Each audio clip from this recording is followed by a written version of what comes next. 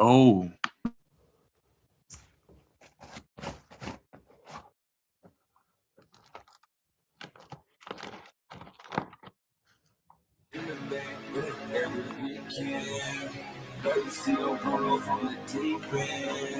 You say that I'm bad for no reason. Bitch, I'm bent up on diamonds. Girl, you see these diamonds. Girl, you see this jet.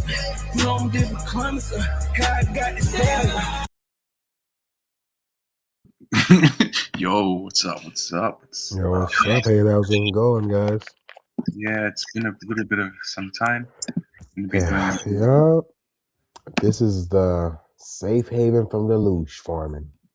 Yeah, you know, we're in the Susano right now. You know what I'm saying? Hold on, let me see if I can bring it up. Hold on 1 second. 1 second. 1 second. I'm looking for it.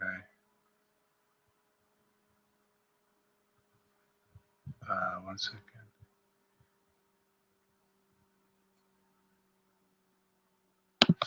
Let me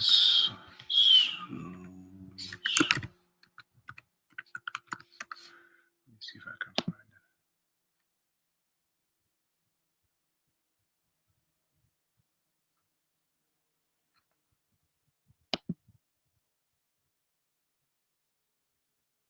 Yeah, I'll show you what we are. 1 second. Open in new tab. Open new tab.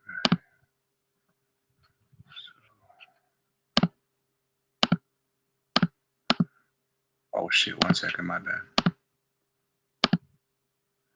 What the fudge? How do I reset this back to normal? Okay. This is us, man. 1 second. Not sure if you can. This is us right now. You know what I'm saying? Basically, and everyone else got looshed. Yeah. It's cooked, man. How you been? I really do think the world is like a loosh farm, bro, because all the war, all these emotions, all these like cycles and stuff like that, like I really do feel like entities just feed off of this. You know what I'm saying? They really just set this shit up to just feed, you know? Yeah, it be feeling like that, man. You know what I'm saying? Like they feed off all the fear mongering and all that, and yeah, it's definitely not pleasant. You know what I'm saying? Definitely not pleasant. This video is brought to you by Incognito. 1 second, my bad. Yeah, I'm just gonna mute my mic so it doesn't like play. It doesn't you know what I'm saying? It doesn't like echo and shit. So if you got like stuff you want to say, just let me know and I'll pause it and shit. You know what I'm saying? All right.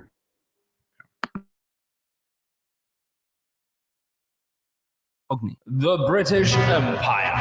How did this small little dude go on to build the biggest empire the world has ever seen? At its peak, it controlled a quarter of the planet, rewired global trade, shaped other nations, redrew borders, invented entire systems that still run the world to this day. And like, this is us now. On behalf of the nearly 1 million children who live in poverty in the UK. Sit here and eat my book while you guys carry on. In the dying days of her premiership, the tabloid pitted her directly against an iceberg lettuce. That we will be taking back control. To take back control. Take back control of our borders. It was a weird one, really, right? We kind of just quietly fell off, not with a loud bang and a crash. And this is the thing, right? The very things that made Britain so successful were the exact same forces that would eventually come back to eat us alive. Today, we will explore why Britain never survived colonialism. Right, so I want to start us off in a very specific moment in time. The birthplace of the underlying ideology of colonialism, Madeira. In the 15th century, the entire country of Madeira was turned into a sugar farm for rich people's cakes. Now, it was the Portuguese who colonized Madeira. Basically, they saw that Madeira had a load of trees, and like they thought, well, if we get loads of slaves to cut the trees, that could power the processing of the sugar en masse. So basically, Madeira turned into a monocrop export economy, built purely around wealth extraction. Eventually, the land was depleted, they ran out of trees, and Madeira stopped being profitable. And so they just kind of moved on. Now, why this is different and distinct to anything that happened before in history with civilizations is that in the past, armies would invade places, they would, conquer the land and build on it. That's quite different from colonialism, which is you take the land, extract wealth from it, and send the profits to benefit somewhere else. So yeah, Madeira was like the alpha playtest for colonialism. And like Britain, we kind of rocked up a little bit late to the colonialism game. We were very busy burning women at the stake and banning science. Witch! She's a witch! At the time, Britain was under a different system, right? It was called feudalism. But feudalism would collapse around about the 1600s due to the abolition of what is called common land. And this is super duper important for us to understand. For most of Britain's history, entire stretches of land were unowned. Well, not like unowned, they were shared, right? No one had a certificate to say, I own this place. Areas were just sort of governed by cultural customs. And in this period of time, your average peasant, plebeian, pauper, they could go out on some land and grow food, graze animals, collect wood, and they could do all that, and they could sustain their own lives. They could sustain themselves. And like, not to romanticize it, I'm sure they weren't running through the fields of wheat hand in hand. I have to confess, when me and my friends sort of used to run through the fields of wheat, the farmers weren't too pleased about that. It was tough, and you could get invaded and pillaged. Armies and kings would own what was called a fiefdom, and they would put peasants on it, and they would take a share of the crops from them. But in this system, there were communities. They had their traditional holidays. They even had fewer famines. But most importantly, peasants were self-reliant. And that is what I really want you to think about, because the system of capitalism... See, this is what I was saying before, like, you didn't really need to, like, you kind of had your own little system, you know what I'm saying? Like, you had more freedom, you know what I'm saying? Like, you weren't necessarily, you were free to kind of create your own little way of life, you know what I'm saying? Whereas like now it's pretty much just like, which company are you aligned with, you know what I'm saying? Mm-hmm. So you're saying it pretty much was like a damn near utility free life. Yeah, it was a free life, yeah. Like water, you kind of just got your water. You got your water, you got to use your water for the day, whatever you need to use for the day. I mean, obviously it's less technology, but which is, but at the same time, it's like, it's what you're used to, and I don't know if they had light at the time, but you got your candles or your lanterns, whatever, you know what I'm saying? Mm-hmm. So, obviously less technology innovation, but at the same time, less of these corporate powerhouse, like these power corporations, and the water corporations, Yeah. So it was basically just like what, like tax, like really just tax land and just tax is a new thing, my guy. Tax is a new thing. Mm-hmm. So you just kind of just carved out your own path. And the thing is, back then, it's not like you were taught how to do it. So it's like you knew it was you and your group, and you already had the skills to do it. You know what I'm saying? Like it wasn't just like you were just you know what I'm saying? You had the skills, you knew what to do, and you kind of had just more freedom, like, you kind of just went. Yeah, people just kind of farmed, or they went and did what they did. Then they took a break, like they did. They went and took a break, had food on the table. Now I will admit, this is not perfectly accurate for every single place every time. Like, sir, there was a lot of starvation everywhere all the time, but people did put food on the table, crops, for the family, and you talking about before, but hold up. Wasn't or what this time period is? Is this like the feudal? But if this is this a feudal time period though? This was hold on, let me play the video. One second. Let me play it back a little bit.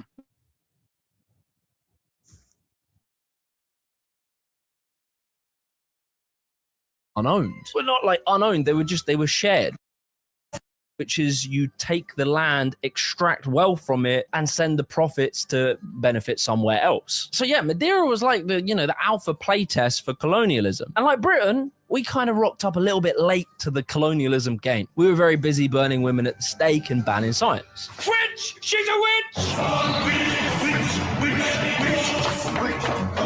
At the time, Britain was under a different system, right? It was called feudalism. But feudalism would collapse around about the 1600s due to the abolition of what is called common land. And this is super duper important for us to understand. For most of Britain's history, entire stretches of land were unowned. Well, not like unowned, they were shared, right? No one had a certificate to say, I own this place. Areas were just sort of governed by cultural customs. And in this period of time, your average peasant, plebeian, pauper, they could go out on some land and grow food, graze animals, collect wood, and they could do all that, and they could sustain their own lives. They could sustain themselves. And like, not to romanticize it, I'm sure they weren't running through the fields of wheat hand in hand. I have to confess, when me and my friends sort of used to run through the fields of wheat, the farmers weren't too pleased about that. It was tough, and you could get invaded and pillaged. Armies and kings would own what was called a fiefdom, and they would put peasants on it, and they would take a share of the crops from them. But in this system, there were communities. They had their traditional holidays. They even had fewer famines. But most importantly,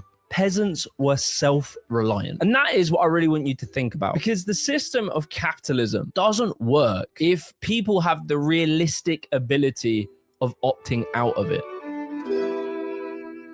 Before we go any further with today's video, I've been using today's sponsor Incogni for a while now. Wait, okay, so this was that feudal peasant system, but it's basically peasants. So basically, but back then, the peasants was different between them and us, even though we technically have more wealth or capital, we technically have more things for an average peasant, modern peasant, you know. They had more options than we had. Like obviously not financial options like people would think, oh, well, no, we have, obviously not that, right, Drake? But they had more options, like you said, to opt out. Like they could have just opt out and just lived in a shack somewhere, or, lived, you know what I'm saying? Build their own home, or just, like you said, like, commuter ties. But nowadays, bro, everything is so corporatized and old. You can't really do that. You know what I'm saying? Or else you're gonna get taxed, bro. You're about to get taxed. So, bro, you have to literally go into the middle of nowhere, around like wild animals and shit like that. Like you kind of got to go to wilderness to do something like that. And even then, a lot of these places that are so-called wilderness are old. Huh? Even then, it's still like government land. You know what I'm saying? That's what I was just about to say. That's what I was saying. Some of these wilderness places are really just old land that they didn't build yet. Mm-hmm. So you gotta know if it's old or not. But at that point, as long as you're not building a house on it or something like that, you probably don't gotta think that deep. You just, if you go to tent out or some shit like that, then if that's what you want to do, you'll be straight. But if you try to build a shack or a cabin, you gotta kind of make sure it's like a real wilderness. By that time, you're kind of in danger, man, because you're kind of away from society. You don't have access to hospital. I mean, none of us have really access to hospitals now. I mean, health insurance, but still, you don't have no access. You don't have no access to anything. You're kind of just, I mean, I don't know. I do think that nowadays to do it kind of sucks to just be. I feel like it'll be good to have some land in like a farm type of situation going on. That would be good. But I feel like if you're in the wilderness, like in the forest, I feel like that's not ideal, man. You need like a community of people to do it with the skills on how to. All that's been lost, And not a small community. You need like a lot, not like a community of 5-10 people. No. Talking about you need like a cool few thousand people community. Like you need to make you damn near need to make a own town, pretty much. Damn near. You know what I'm saying? But that's not happening in no first world country. Because at that point, that's like, to them, that's like, what? A group, thousands of our loose farms, thousands of our like loose farm energy suck resources are trying to leave from us. You know, like they're gonna penalize. They're gonna find some way to penalize them, or like court it out. Damn, they literally got us where they want us, bro. They basically got us wherever they want us. You know, like they do. They definitely learned how to like. They every century, every year and every century, they get better and better at like controlling their cattle. You know, Mm-hmm. the elites. Yeah. They get better and better at controlling cattle, man. Even controlling smarter cattle, like me and you. Yeah. Yeah. Invasive cattle, you know. It's cooked, man. Loose. You know, and it's just like it's literally like it's kind of cooked, man. But we'll play the video a bit longer. There's some interesting parts that he talks about. And honestly, I was pretty shocked to Cogni. Anyway, back to the video. And so, for us Brits, that gave us a bloody good idea. From the 1500s onwards, scaling up into the 1700s, Parliament started to pass what were called Enclosure Acts. That's a bloody good idea. From the 1500s onwards, scaling up into the 1700s, Parliament started to pass what were called Enclosure Acts. These were laws that allowed for big areas of land that were previously used as common land to be taken, fenced off, and the king could just say, I own this now.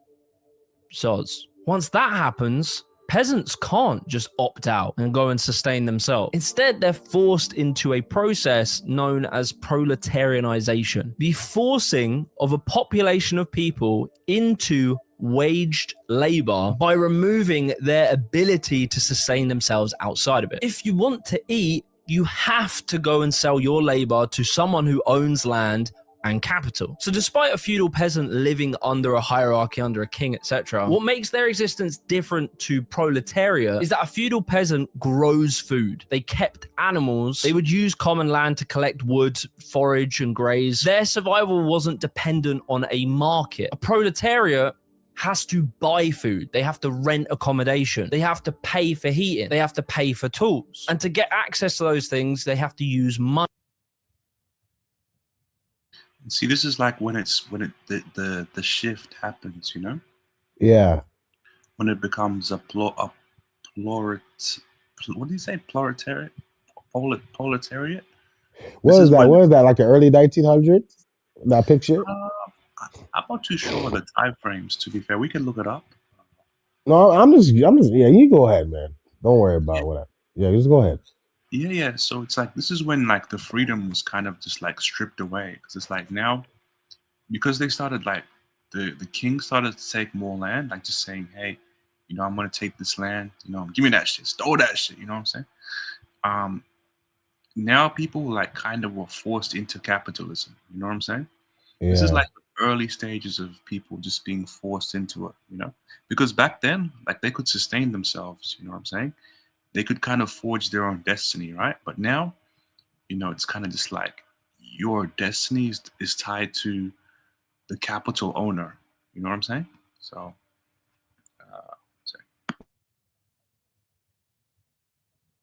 money, which is subject to the wider volatile market. They can't look after themselves if they wanted to. Both are exploitative, but the relationship to the exploitation is different. And this created the legal framework for colonial capitalism. Make your browser fast. Make your browser safe. Make your browser Chrome. Choose Google Chrome for your computer.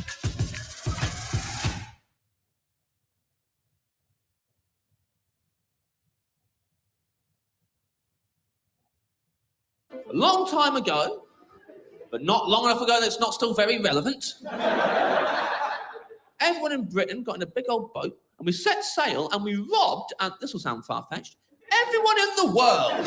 So yeah, as you're probably aware, Britain does the empire colonial thing we go pretty fucking nuts with it. However, right, throughout this process, it wasn't always smooth sailing, and we did run into some problems. Namely, the fucking locals.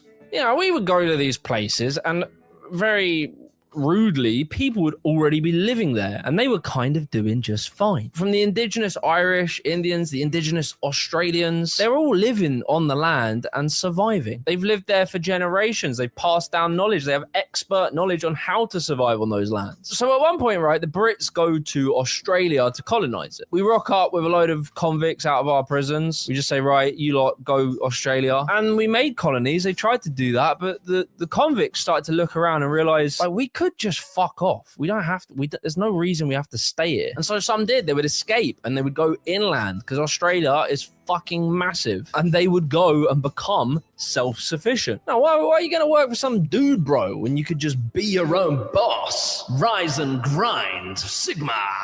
And what is worse, right, is in some instances, those very naughty indigenous Australians, they actually sometimes took in the convicts and taught them their ways, inviting them into their communities and teaching them how to be self-sufficient. You see that? It's made of chicken. It's actually made of chicken. You kill it, you got free chicken. You can sell it to people. Or don't kill it, fucking eggs come out of their arses. Very early on, right, British colonial officers realised that indigenous cultures weren't just a nuisance, but they were fundamentally incompatible with capitalism. So yeah, obviously we killed loads of them. Colonial governments came in and made policies limiting the movement of indigenous people. They criminalized their traditional practices. Britain claimed that indigenous use of land didn't count under European law. So we just moved them off of it and declared the land as owned by the crown. Hunting and gathering was restricted or even banned. Because obviously, right, if you can just go and get your own food, why would you choose to work for a wage in colonial plantations? They would take the children from the parents and separate them under the justification that they were going to take them and educate them and assimilate them into British culture. Marriage was controlled. Their employment was even controlled. And like, this weren't the first time. And Britain had tested this model very well in Ireland. They suppressed the Irish communal land use and they criminalized self-sufficiency. These policies served a clear economic function, and that was to break self-sufficiency of the indigenous people. Indigenous cultures were erased because merely just having the knowledge and understanding of how to use this land and live off it yourself, just the mere presence of these ideas was a threat to capitalism. So yeah, doing all this fuck shit around the world obviously had some like moral tensions back here in Britain, because in order to treat the world in such a way, erasing entire cultures so you could extract their resources, genocides, depleting land and entire ecosystems so that rich people here could drink tea and have sugar, the result ending in many man-made famines. The British Empire, and if we compare it with the Mughal Empire, because it's the same territory, the same populations, there was no significant famine that created death under the Mughal Empire, which ruled for over 400 years. Under the British Empire within India, when the East India Company came into power, they presided over a famine in Bengal which killed over 10 million people out of a population of 30 million, and they collected more taxes at the same time. There had never been a famine under Mughal rule within Bengal, and the next time there was a significant famine in Bengal was when the British government were directly in control during the Second World War, where 3 million died.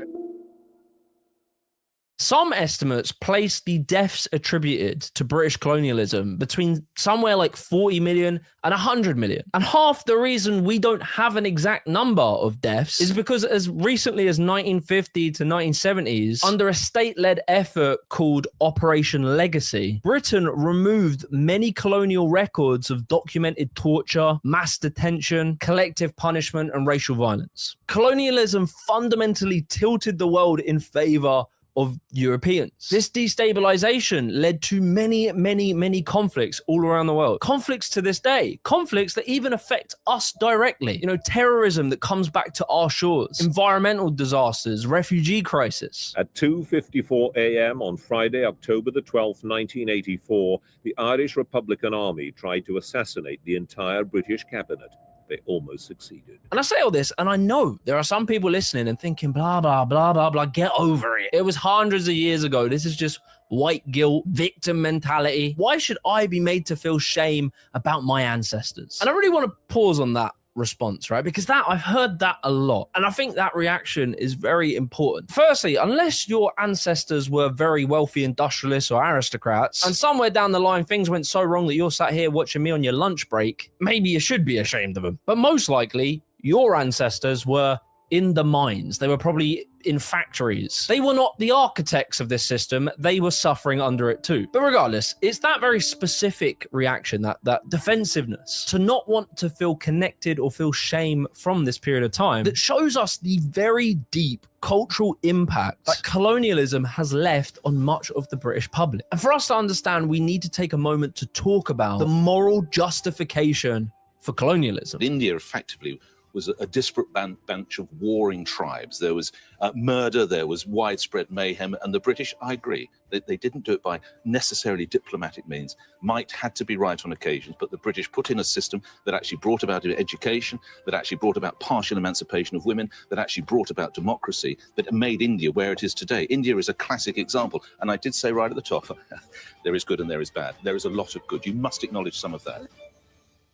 Okay, so when you've got an empire at this scale doing this much fuckery, you have to at least, attempt to justify it morally, especially if you are, you claim that you're a religious nation, a religion that proposes that we have a shared morality based on the loving teachings of God himself. Colonialism and religious values make a impossible mess of contradictions. And one of the earliest moral contradictions is accountability and responsibility. So in the Enlightenment era, right, some of the ideas that came out of it was around personal accountability. You are accountable for your actions and your decisions. This is a core pillar of much of Britain and European moral values. So with that in mind, when these atrocities happen of famines, man-made famines, and genocides happening directly under colonial rule, how do you justify that? Surely it's our fault, right? If we're in charge, we're meant to be accountable for things, right? Surely that's our fault. Well, my friends, there's a solution. The key thing to do here, right, is to create a distance between you and, bad stuff. Decisions get made centrally in one place, in London. While the boring consequences, happens thousands of miles away. And between those 2 points, there's layers and layers of bureaucracy, officers, middle managers. And what it does is it kind of diffuses the responsibility. Death isn't looking someone in the eye and killing them. It's a number on a graph. Famines can be put down as mismanagement. Displacement can just be policy failure. And we see this dynamic in our day-to-day life. If you run a small business and it's, you're with a client and you let them down, you did something wrong, you can see that they're unhappy and you feel bad and you want to correct it, unless your business is super shit. However, if instead you're a multinational corporation, if they do something bad and let a customer down, it's extrapolated through layers and layers of customer service management, KPIs, allocated amounts of money that go to dealing with problems. The responsibility is diffused. And typically in those situations, they never really feel bad about it and they don't really care to help you that much. They make it your problem. This is known as the diffusion of responsibility. This rationality naturally stems from colonialism. When something happens far, far away, no one really feels responsible, but someone is. And that brings us on to the next key part, which is you have to make the system, the choices to do certain actions, feel inevitable, to make the system invisible. Make it seem like the system isn't a choice. The system is just the natural way. It's how things have always been done.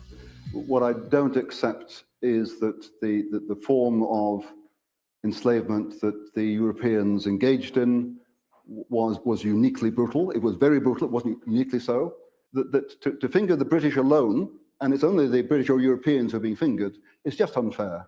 How does that morally justify any of the evil side of the column? It doesn't. It doesn't, right? Well, but name me, okay, it doesn't. No, it doesn't justify it. But name me any state, as I say, any long-standing state, that doesn't preside over bad stuff.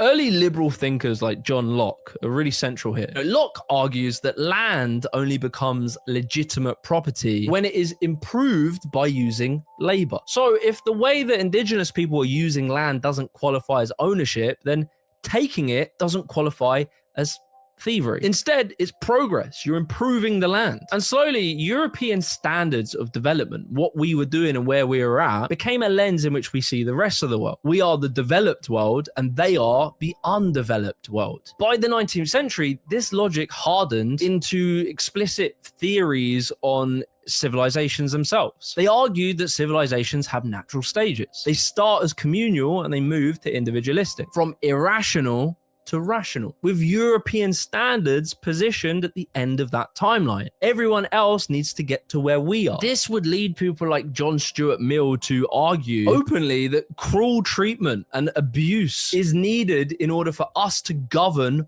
barbarous people, backward, primitive people. Immoral actions are needed in order to improve. And so yeah, as you can imagine, this creates the early concept of racism. And racism is a tricky one, right? Because it's a moral contradiction under Christianity. If all humans are equal under God, then how can you treat people worse just purely because of their skin color? The concept of like a racial hierarchy started in the late 18th century. People like Johann Friedrich Blumenbach, what a name. He starts dividing people up into like different racial groups. He does so in this, pseudo-scientific way. He makes it look all legit. He measures out skull shapes and jots down physical features. And, he makes a hierarchy of what's the best race. And, just so happens, white Europeans are at the top. I mean, he called white Europeans Caucasians, even though Caucasians are from the Caucasus region. They can sometimes look like this, the type of person that might end up on Nigel Farage's Breaking Point poster. People like me are not from the Caucasus region, but, nonetheless, he thought the Caucasian skulls looked cooler, and he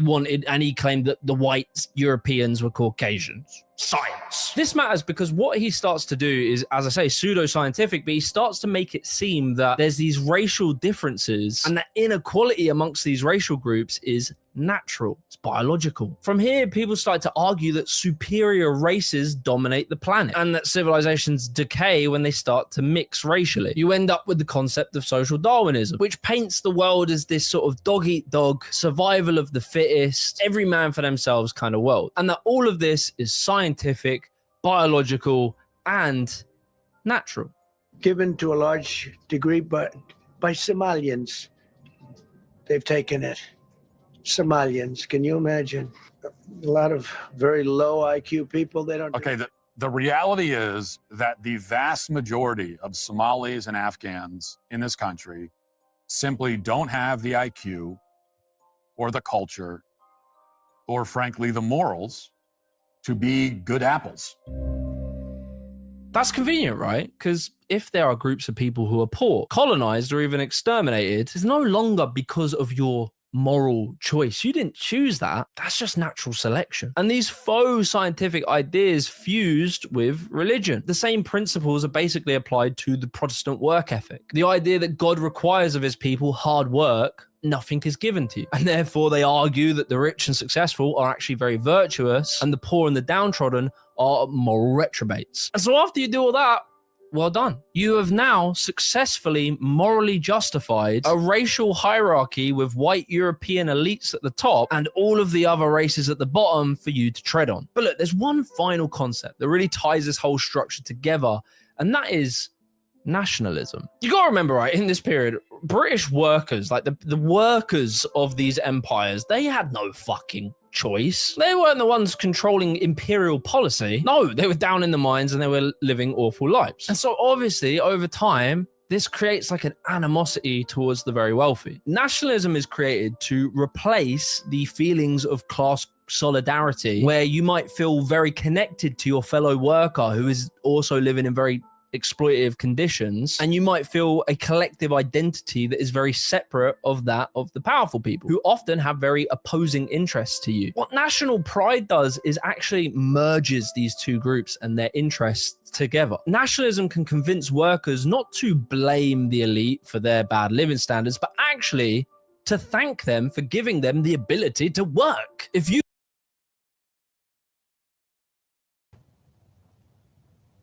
Oh shit, my bad, Yeah, bro. I was trying to say the whole time.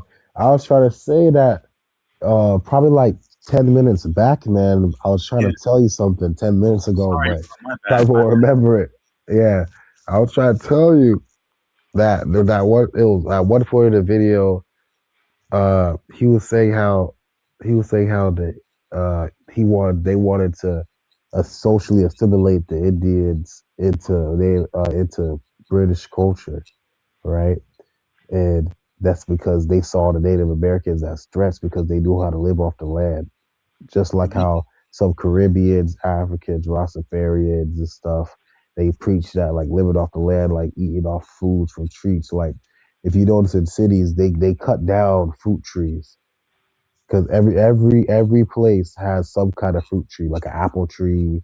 Like it'll depend on what region of the world it is, but every region of the world has some kind of fruit tree, some kind of tree that bears something you can eat, and they cut it down. That's just one example. Like, it's because they want to keep the control. They want to keep you buying everything. They want you to buy food. They want you to buy this. They want you to buy that. They monetize nature, and they don't want you to be able to go in nature and eat. They don't want mass amounts of people to be able to go in nature and eat off the land instead of eating from these corporations like public. You know what I'm saying? That's just an example. Yeah, man, because it kind of shoots their thing down. That then, because you have to have people who play in. See, that's what they'll tell you. Even though they treat us like crap, like we're not worth nothing, you can't get a job and stuff like that. They really need us, job or not. Even with the AI, they still need people to participate and pay money because AI can't pay these people money Mm-hmm. to keep the Facts. system flowing. Facts. That's Yeah. all I'll say. Nah, sorry, man. I didn't realize because I had my Yeah, thing was on the full screen, so I didn't. yeah. You know what I'm Did saying? you know? Did you know? Did you know? How you feel about the whole Somali thing and people keep hitting off Somali? I don't know about Somalis like that. I know people like make fun of them and like say, I know people talk really bad about them, but true because uh, I don't know, bro. I just don't like unkindness. And true, they're also my people too. But true, that I don't like no kindness, and I'm not. And I know, everyone can be cool now and stuff like that. Some of them are cool now, but you know, it's like I don't like y'all treating people bad. You know what I'm saying? Some the people that's not committing crimes. I Yeah. don't think that's right, man. To treat some people who's probably living their life just you're a Somali, you have low IQ, you deserve it. Like what? Like you have low IQ, you're pathetic. Like what the hell is wrong with you? Yeah. What the hell is wrong with you? Like you seen that one dude with the glasses, that one Caucasian guy with the glasses in the book thing. It was like a clip. He had a clip of this guy say that Somalis just they lack the IQ to be a good apple. Yeah. Psychotic, eh? Yeah, like he was so rational and cold, like that same Jeffrey. You know what I'm saying? That same type of cold, rational temperament. Like it's so cold and it's like what he says something so heartless, so like callously. That guy that will say the goody two shoes thing, the good apple thing, wherever. Yeah, man, they just simply lack the IQ and moral to have good, to be good apples. They can't. They're incapable. They're so pathetic and dark. I'm just tired of the same stuff over and Psychotic. over. I'm just so tired of hearing the Psychotic. same thing, seeing the same patterns over and over. It's tiresome, bro. I'm not gonna lie. It's really tiring. But now Yeah. you can go ahead if you I don't have blame nothing to you, say. man. This shit is it's exhausting, man. Yeah. Like it's just the same propaganda bullshit. You know what I'm saying? Like, and did you notice what he said about nationalism? Did you hear What? that? Yeah. Yeah, how it's like a Jedi mind trick. Whoa. Yeah, hold on. Let me. Do you want me? Did you? Let me. Do you want me to run it back, or You you could. You could if you want. one sec. One sec. Done. You have now successfully morally justified a racial hierarchy with white European elites at the top and all of the other races at the bottom for you to tread on. But look, there's one final concept that really ties this whole structure together, and that is nationalism. You gotta remember, right, in this period, British workers, like the workers of these empires, they had no fucking choice. They weren't the ones controlling imperial policy. No, they were down in the mines and they were living awful lives. And so obviously over time, this creates like an animosity towards the very wealthy. Nationalism is created to replace the feelings of class solidarity, where you might feel very connected to your fellow worker who is also living in very exploitative conditions, and you might feel a collective identity that is very separate of that of the powerful people who often have very opposing interests to you. What national pride does is actually merges these two groups and their interests together. Nationalism can convince workers not to blame the elite for their bad living standards, but actually to thank them for giving them the ability to work. If you work hard. You see that? Yeah. Jedi, it's a Jedi mind trick, bro. Jedi mind trick. Yeah, for them to work. The nationalism like feel like they're better, superior. It makes them want to work like a goy. It's like it's loose water. It's loose fuel. Oh yeah, Loose fuel. Loose fuel, bro. That's a cool word, right? Loose fuel. You know, like motivating you to join the race. Be a good guy, please, man. You know what I'm saying? Yeah, this whole American dream, you know, this shit was a deception in the first place, bro. I'm starting to realize that this whole American dream, it was a lie the whole time. Well, like, true, they got the picket fence, but still, it was never really true. Like, yeah, go ahead, sorry. Oh yeah, sorry. I was gonna say, have you heard the saying that's like, the American dream is a dream because you have to be asleep to see it? Whoa. Yeah, that's pretty dark. That's pretty dark. Whoa. Holy shit. It's a dream, my nigga. Shit.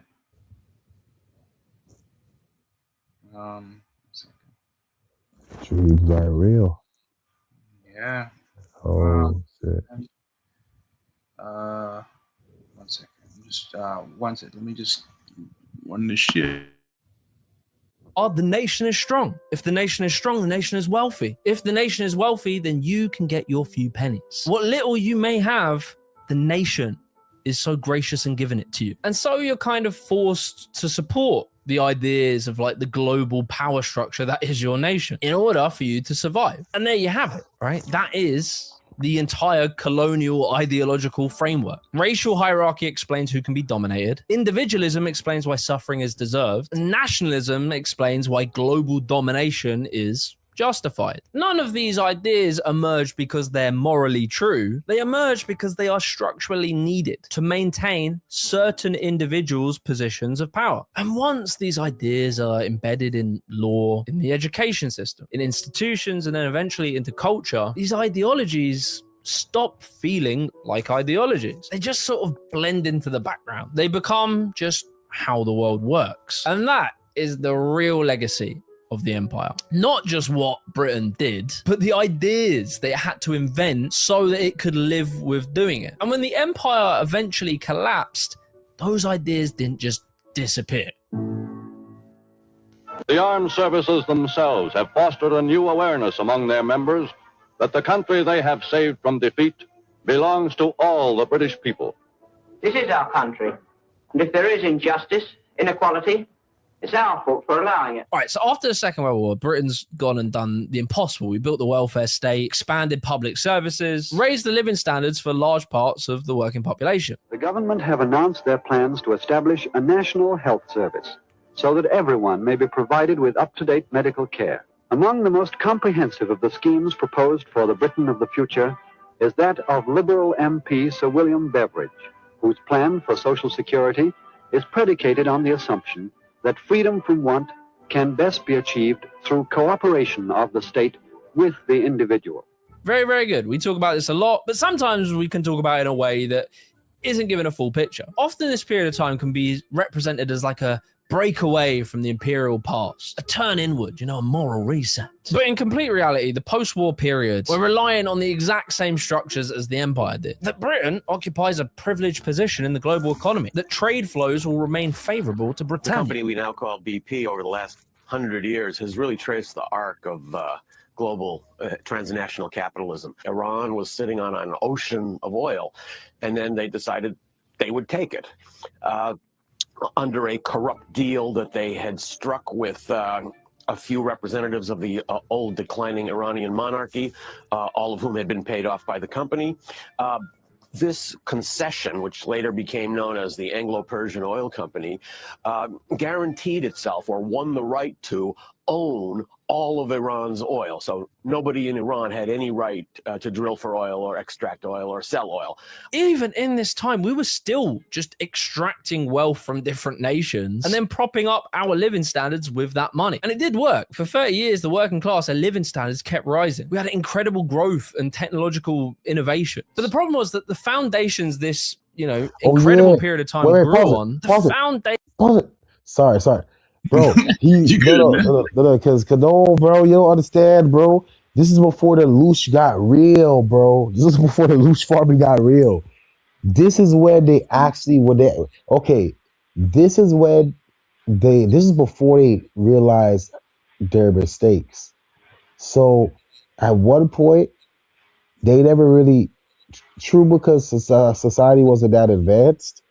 They were focused on businesses were actually focused on providing real solutions. Like if doctors back then healed you, they really try to heal you and make money off of it, off of curing you. You know what I'm saying? Mm-hmm. And the health and a lot of stuff was going up rapidly, right? And families were eating, food was really well, things was doing really, really well. Things was just going well. And they learned quickly that you don't get control from a well-fed society. Mm-mm. You get control if you keep a society hungry, loathing, and with constant problems. But you give them just enough to keep chasing that care. You give them just enough crumbs to keep dangling for that treat. So this is where hospitals started doing treatments instead of cures, prescriptions instead of, you know what I'm saying?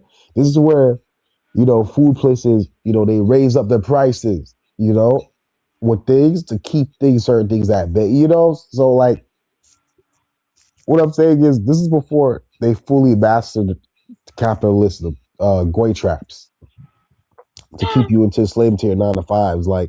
This is before banks and loans and all that kind of stuff where it's designed to keep you in debt, sucking out your money, car payments, loan payments. This is before all that.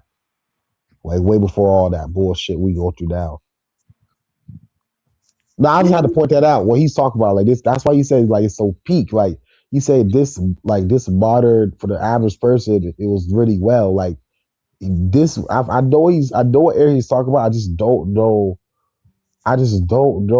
what time period it's called, but I know what he's talking about. This is when they're advancing society, but they didn't realize this is before they realized that you make more by keeping people discontent. You know what I'm saying? There was actually one point early in society when it was like that, where they didn't know better, that they didn't know that they could make more money out of sucking people dry and keeping them discontent. So this was actually one of the arguably, besides obviously not technologically, but this was arguably one of the most best times to live as a functional regular human being. Facts. That's 100% correct. And what's your take on this time period? Do you know what time period we're talking about? He's talking about before a certain, you kind of know what I'm talking. You know what he's talking about too, right? There was a time where doctors actually healed. Yeah, when pretty much exactly what you were saying. When it was actually it wasn't as extracted. It wasn't as just loosh, loosh. Looshy, okay? Yeah, loosh. It wasn't as looshy,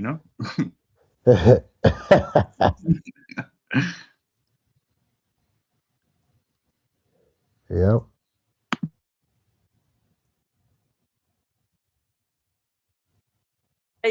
Of this growth created a problem.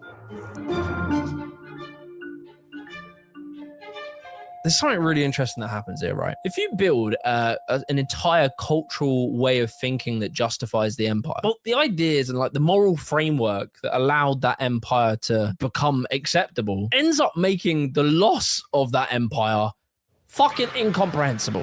If for a good chunk of our history, we framed everything that Britain did as good, proper, and we are like the best, like literally the most advanced civilization in history, just absolutely sick, dope dudes. I want to tell you, children, that you are, each one of you, a member of the empire.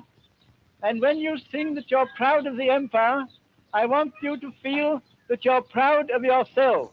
Then when Britain inevitably starts to, kind of lose its influence and things start declining a bit, then something's going wrong, right? Something is unnatural. This is an abrasion from how things should be. And when things do start to go wrong, when the UK entered a period of decline, instead of us looking around and going, well, maybe us being on top isn't because we're the best thing ever. Maybe that was like a temporary thing. Instead of doing that and having self-reflection, what Britain does instead is ask, who disrupted it? So you have to understand, right, after World War II, when we're repairing and we do go through this good period of time, that period of time, we went into enormous debt, right? World War II really shattered us. And our empire still kind of existed on paper, but our ability to control it was just gone. We didn't have the power to do it anymore. And at the same time, after the war, a new power was stepping in to fill that void. The United States of America. The USA they got wrecked. Wait, pause. I'm not gonna lie. When he said they kind of shattered us, I was thinking he was talking about US. I was like, are you crazy? It was a fucking boom, bitch. But then I was thinking, he's talking about Britain. You know what I'm saying? Of course, yeah, I'm like, oh yeah, they're definitely shattered. Like, they wasn't destroyed as other countries like Germany and, you know what I'm saying, Poland and the rest of Europe, but they definitely were like fighting. You can say they weren't like destroyed like Japan, Nagasaki, they wasn't destroyed, brutal. They wasn't destroyed that bad. They were bombed a few times, but they had probably the least destroyed country in Europe. I'd say more so financially. Financially, they were fucking drained as a financial power, They had to start borrowing from the US. You know what I'm saying? I'll say the war drained them, tired them out financially for sure. But now you can go ahead. I definitely agree with him when you said that. Yeah.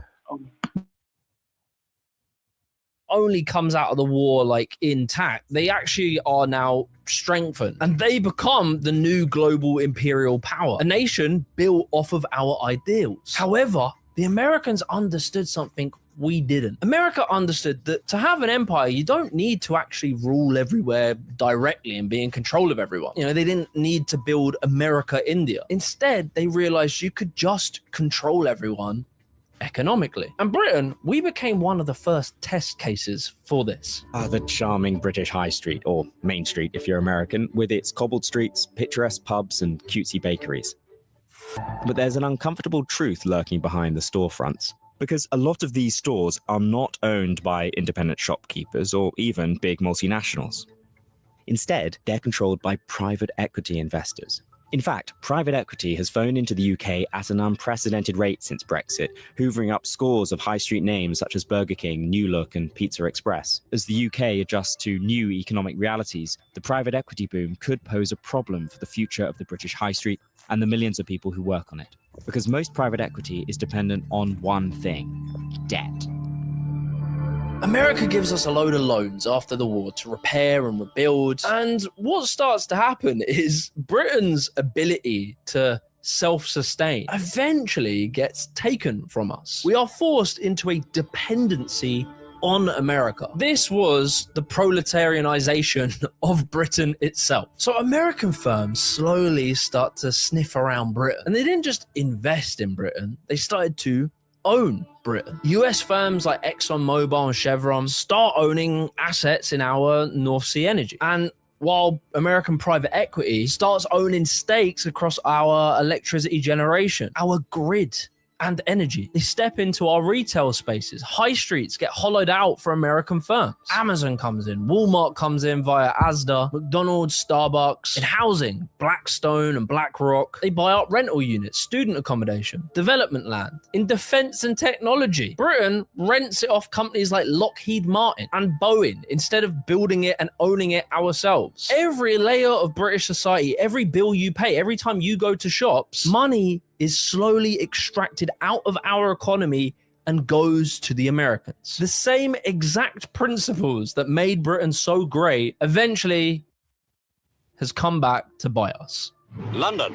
The newspapers posed questions, but facts were facts. The pound had been devalued. On Monday, after the announcement, the stock exchange was empty. There was no trading.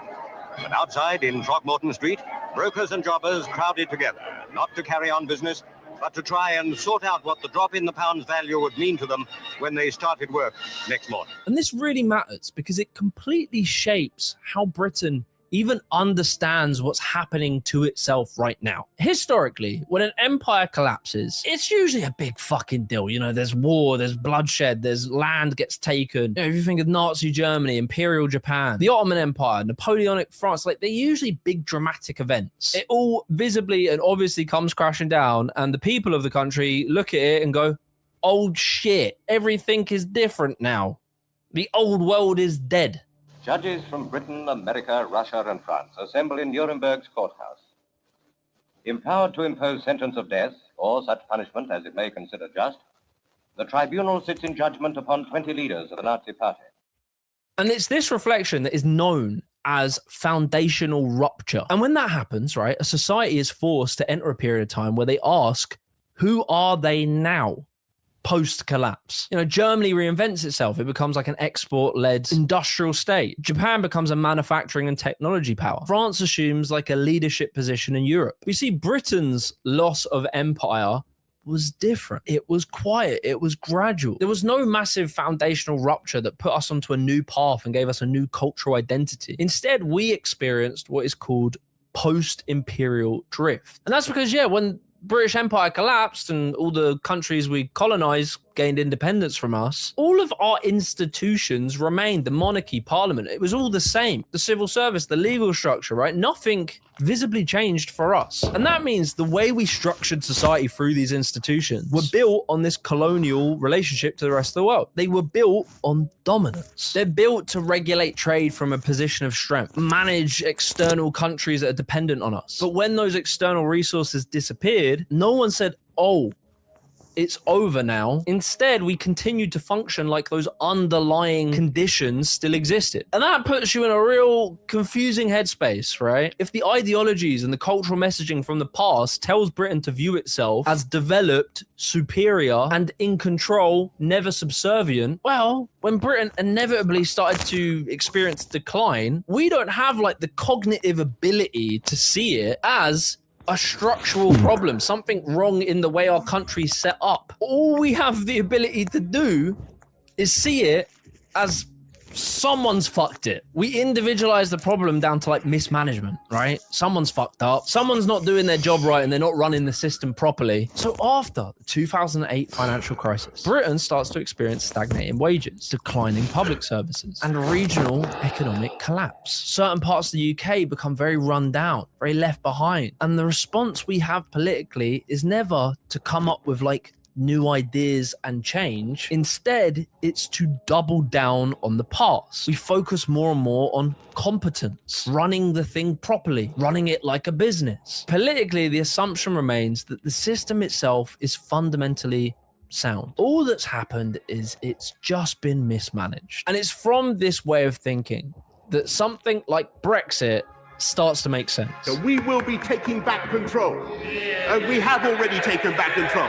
of our money, our borders, and our laws, and we will seize all the opportunities that Brexit brings. Ultimately, I think that we need to take back control. Take back control of our borders. That's what people voted for in Brexit, and they're just not doing it. The central slogan of the Brexit campaign was take back control. This reflects a belief that Britain's loss of influence is abnormal, and the decline that we're experiencing is due to a lack of British control. Therefore, the cause of the decline, everything's going shit, is externalized. It's someone else doing it. Must be those fucking Europeans. All their regulations, all the migrants, the Davos man. It can't be us, right? It's not us, surely. And then what happens after that? We leave the EU and everything gets shitter again, but the diagnosis remains the same. We don't question the idea of Brexit. We instead question the execution. But what I do think is we haven't actually benefited from Brexit economically, what we could have done. I mean, what Brexit's proved, I'm afraid, is that our politicians are about as useless as the commissioners in Brussels were. We've mismanaged this totally. What this does is when we're struggling to get a deal with the EU that's going to work for everyone, it reframes the whole idea as administrative incompetence. We need the right person who knows the Brexit and can Brexit it. Because the last Brexit bros, they were not right. We need to Brexit harder or softer, but just differently, because the idea is good, but these they ain't Brexited before. The logic keeps going, right? You know, Brexit, we eventually leave the EU, everything gets shitter, and then it moves on to stop the boats. This becomes like another thing around sovereignty, right? The reason for increased migration isn't down to global inequality and a labor shortage in this country caused by an inability to create a good labor market because people can't afford to have kids and many other reasons. But instead, the increased immigration is evidence that Britain has lost control of itself. We've lost the ability to enforce order. And you can see this whole mentality playing out with, you know, when Jeremy Corbyn comes along and Labour try and do something different. They have the approach of, let's rethink the way our economy works. And naturally, Jeremy Corbyn is eviscerated by every single person, including his own party, the media, and eventually the voters, because he dared utter the idea that maybe the structure itself is the problem. There have been so many absurd articles attacking Corbyn for his lifestyle, while the Labour leaders sit silently in meetings munching noodles and granola bars. He sat on the floor in the train, but some people tried to spin that as like, it's okay. Corbyn is not fit to be prime minister because he refused to name his cat and he just called it El Gato. And then there'll be something about him wearing a cardigan or riding a bike. A Maoist-style bicycle, apparently. There are articles saying it was a Maoist-style bike, whatever that means. So that's why when you get Keir Starmer, when he comes in as the Labour leader, his pitch isn't about, you know, systemic change. Upend the system, try something new. His whole pitch is just more competence. They always were throwing around the phrase, adults are in the room now. It was all about stability, professionalism, managerial credentials. And the obvious thing that is absent from our political dialogue is the fundamental acceptance that Britain might be in a period of time where we need to completely rethink our position in the global order. But it's that, right? It's that very possibility that Britain might assume a position of being a student rather than a teacher. For us to even consider looking around the world and, you know, seeing what other people are doing and what works, what doesn't, and doing that option completely ruled out. No chance. This sort of British exceptionalism, our belief that because things work doing it the way we do it now in the past, that our ideas must be right, really limits us when we try and look around the world for different ideas. Because, you know, our logic was built purely on capitalism, free market, slash taxes for the rich. The government should have no involvement in owning businesses. Free market competition is king. But, you know, if for a second you look around the rest of the world for, you know, how different economies do it and how they also dealt with struggles, Scandinavian countries are the one that always jumps to mind first because they retained public ownership, you know, having the government own industries or having very tight regulations over certain sectors. In Norway, they built a sovereign wealth fund. This is an investment fund that takes big stakes into some of their own businesses in their country and also others around the rest of the world. And that investment creates a fund that they use to give good public services. They're able to do big investment into skills and plan for the future economy. They coordinate with the government where they want their country to go and what should we specialize in. China outright rejected the idea that markets should be entirely free and absent of the government being involved in them. And so they have a state that is able to organize its infrastructure building, its finance and its industries around long-term objectives. And like, obviously, China's not perfect, but it is doing some pretty cool things. On any given day, hundreds of bullet trains zoom across China, moving passengers between cities at speeds of up to 350 kilometers per hour. It's the largest high-speed rail network in the world, and Beijing is using it to expand its global reach.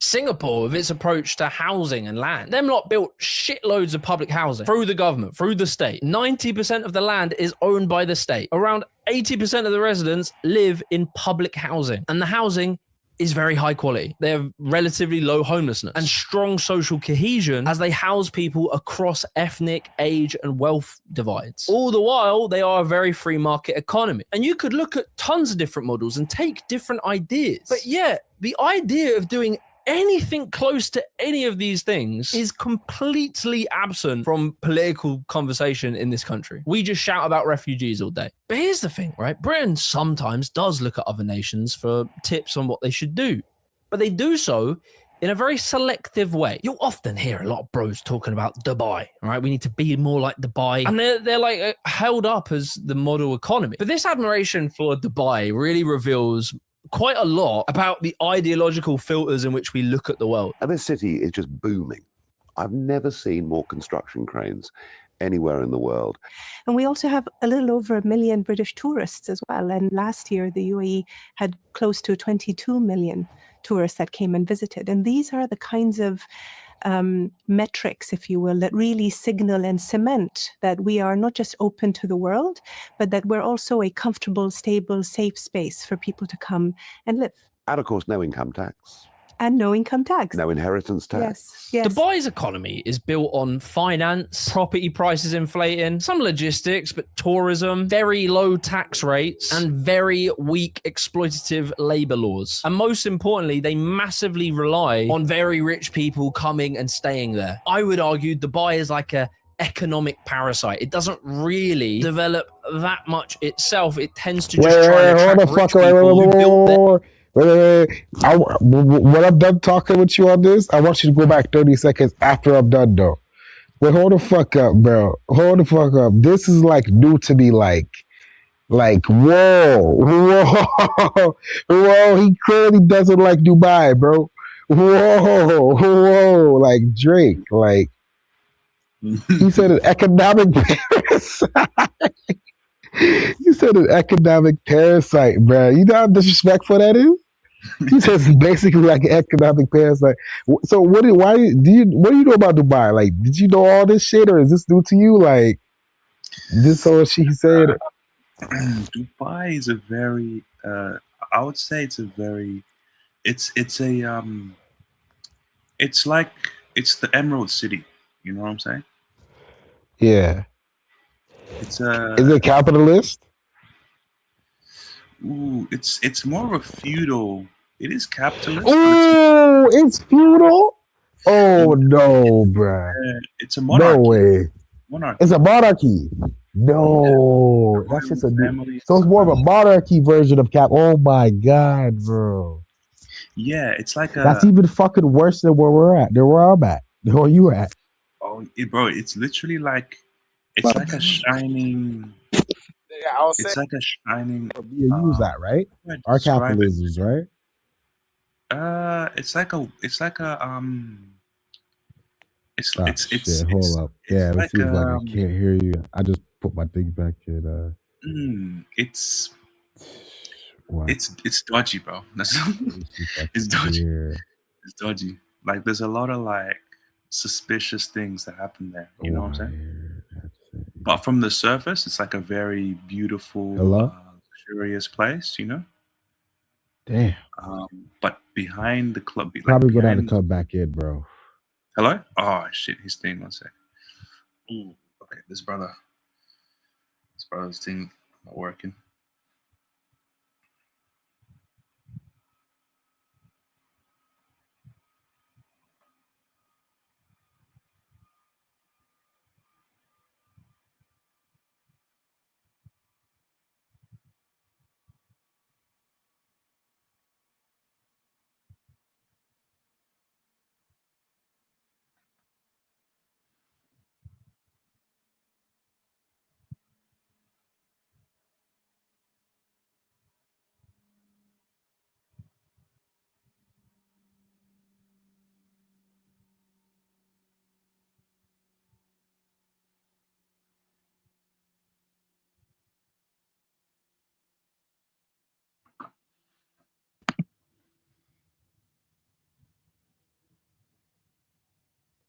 Yeah, so like I was saying, so you're saying when you said this is basically a feudal system, because you started laughing at actually feels capital, you like, yeah, it is, but wait, hold up. You're like, it is, but it might even be like steroids.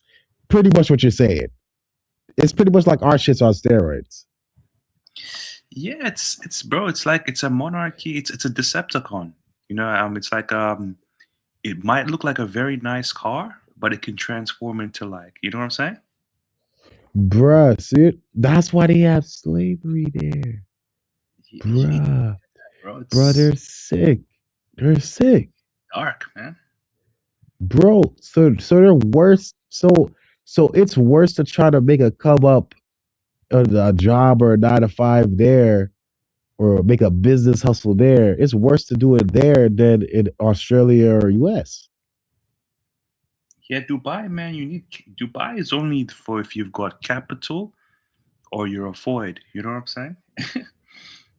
No, don't be a Ford over there. No, no, no, no, no, no. They're gonna do bad Ooh, never stuff. mind. Never mind. Hold on, never mind. Bad stuff. That's not a good idea, man. So Uh, be honest, do you think that the royalty, be honest, in your opinion, do you think that the royalty is going to go to hell or heaven? Be honest. From what you go, at least from and what you a go. lot of them were actually in the Epstein files. So Oh, really? yeah, they have. I mean, they were in the Epstein files. So I'm pretty sure that that question answers itself. Oh, oh, bro, he's a pretty sure essence. Wait, hold on. So, wait, hold up, bro. I have a question. Does the Bible? You're pretty familiar with the Bible, right? Yeah. Like you read the Bible or not really? Be honest. Have you studied the Yeah, Bible? I do. Yeah. Have the Bible ever talked about pedophilia? I From mean, what you know, has it ever been talked about or exclaimed on or any kind of story reference in a story or yeah. I mean, the Mashiach, Yeshua, does speak about it. Really? Yeah, he says that if Where anyone is were, it? uh-huh.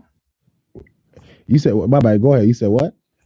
Oh, the Mashiach Yeshua says that if anyone were to harm one of these little ones, it would be better for him to get a millstone tied to his neck and drop to the bottom of the sea. You know what I'm saying? So it's Here, clearly wait, anti, like, hold on. A bit. So wait. To attack the little ones, but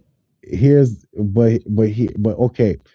Here's the scarier question, right? Here's a question that's scary, bro. When it says little ones, what like when it says little ones, this is where a lot of people get confused because you got a lot of places like the Dubai where over there, say these Arab countries, man, it's 12 and 13 is the consent. So what would you define as little ones? You know what I'm saying? What would he define as? You see how like it's kind of vague when it says little ones. Like you would think little ones you'd automatically know. Like me and you automatically know what's up, right? Like little ones, you know what I'm saying? But like some of these fuckers, it's like, oh, what's considered little ones? Or you know what I'm saying? Like I'm like, you know, I would say anywhere from anything under 16, I would consider a little one. me too. You Mm. know what I'm saying? Arguably.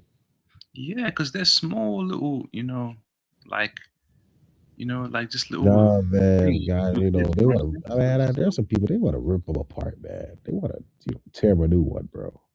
What'd you say? There's some people that will tear them a new one, man. There's some people that want to rip them apart. Like Yeah, man. That's not good, man. and a lot of guys, a lot of guys are addicted to this. Like, it's like a lot of guys missed it. Like a lot of guys, like they get addicted to their youth. Like a lot of guys grow older and like they go backwards. You know what I'm saying? Like Mm. it's like they passed their window for youth, right? For like a youthful relationship or some shit. And Mm. it's like, bro, to me it's like even if you could publicly get away with a younger girl, right? you're still if you're older by a good chunk like that, you're still, if you're like in your 30s, bro, right, you're not, bro, the relationship is not going to last. You're going to pass away, or you're going to start going through complications way before she does, or he does. You know, if you want to flip the jet, it don't matter. Like huge age gap relationships don't work. Like anything past the 10 gap relationship doesn't work. Anything past 10 years of relationship gap just doesn't work, bro. Am I lying or not, bro? Because after that, it's like it's too much of generational, huh? It depends on the individuals, I'll say. Yeah, but it's too much. It's too much. Anything past, bro, past 10 years. Let's be real, man. The BP collects. Fucking come on, man. 10 years, bro. The age pill collects, man. I'm talking about a relationship, bro. A 10-year gap relationship, bro. The age pill collects, man. That older guy, bro. Bro. When she's 20, a guy's 30. Let's say, okay, it could work. When he's 40, she's gonna be 30. And then and then at this point, he could be balded. You know, let's be real. We're not talking about some Chad, but we're talking about an average guy. He's already mid-tier. He's balded. He's getting older. He's getting wrinkles. He's getting, a fat doughy belly. You know what I'm saying? Like, and she's still 30. You know what I'm saying? She's gonna just fetch another. You know what I'm saying? The only things though is like, or 45, or he's 45 and she's still 30. Like she's gonna fetch another young raw guy, bro. Around her age, a younger raw guy. The only reason why, like I say like it's kind of has to work that way because, without resource, like a relationship is practically impossible, man. Unless you're like a Chad, you know what I'm saying? And to be fair, most men only get resource when they're like older. You know what I'm saying? So like if you're a younger guy and you can get the resource and you can find a girl around your age, then that'll probably be better. How much of resource do you need? Man, you need enough to sustain yourself and a family, bro. You know what I'm saying? Bro, the modern the modern relationship, they not even thinking that deep now. But I'm not talking about a super relationship. I'm talking about like a regular relationship, bro. Let's be real. This is not old times and shit like that. Like, to sustain a regular date, bro, you just need a fucking room or a place or an apartment, bro, and a car and a basic job, bro. You don't need to be rich. You don't need to be rich, bro. Do you think you could get a girlfriend just off that? Get a girlfriend, bro. You could get a girl. In this dating market? Bro, okay, now we're getting more specific now. You know what I'm saying? We're getting more specific now. You know what I'm saying? Like, all I'm saying is that I get in the whole 2 goats and 10 acres for your daughter kind of thing. I get that kind of shit in like 100, like 100, 200, 300, some 1,000 years ago, right? But bro, you just need to be able to take a bitch on a basic like dinner date or a coffee date, bro, for some decent money, bro, and to just have a place or a car, bro. You know what I'm saying? If you want a relationship, bro, I know guys, bro. I have a friend, bro, who literally invited this chick over his mother's house, bro, and watched Netflix and stuff like that, and then heated up food out of the fridge, like heated up food, like as if I came over, as if like I came like a friend, as if I came over or something. He said, "Yo, I want some food, bro. You can look, like he just heated up some food, like some chicken up, whatever the freak in the kitchen, and then he just banged her on the couch." Is he a Chad? If she want a relationship, I can send you pictures of him if you want. Would you say he's like a Tyrone or HGN, bro? Okay. And doing all that exactly, bro. Come on, brother. The HTN. No, come on, bro. Doing all that. Come on, bro. Come on. That's impressive, bro. That's impressive. I'm gonna show you. I can show you him, but you be the judge. But Yeah, bro. You need you it. know, You but need come looks, on, bro. bro. You don't need no money, bro. Come on, bro. It's cold, bro.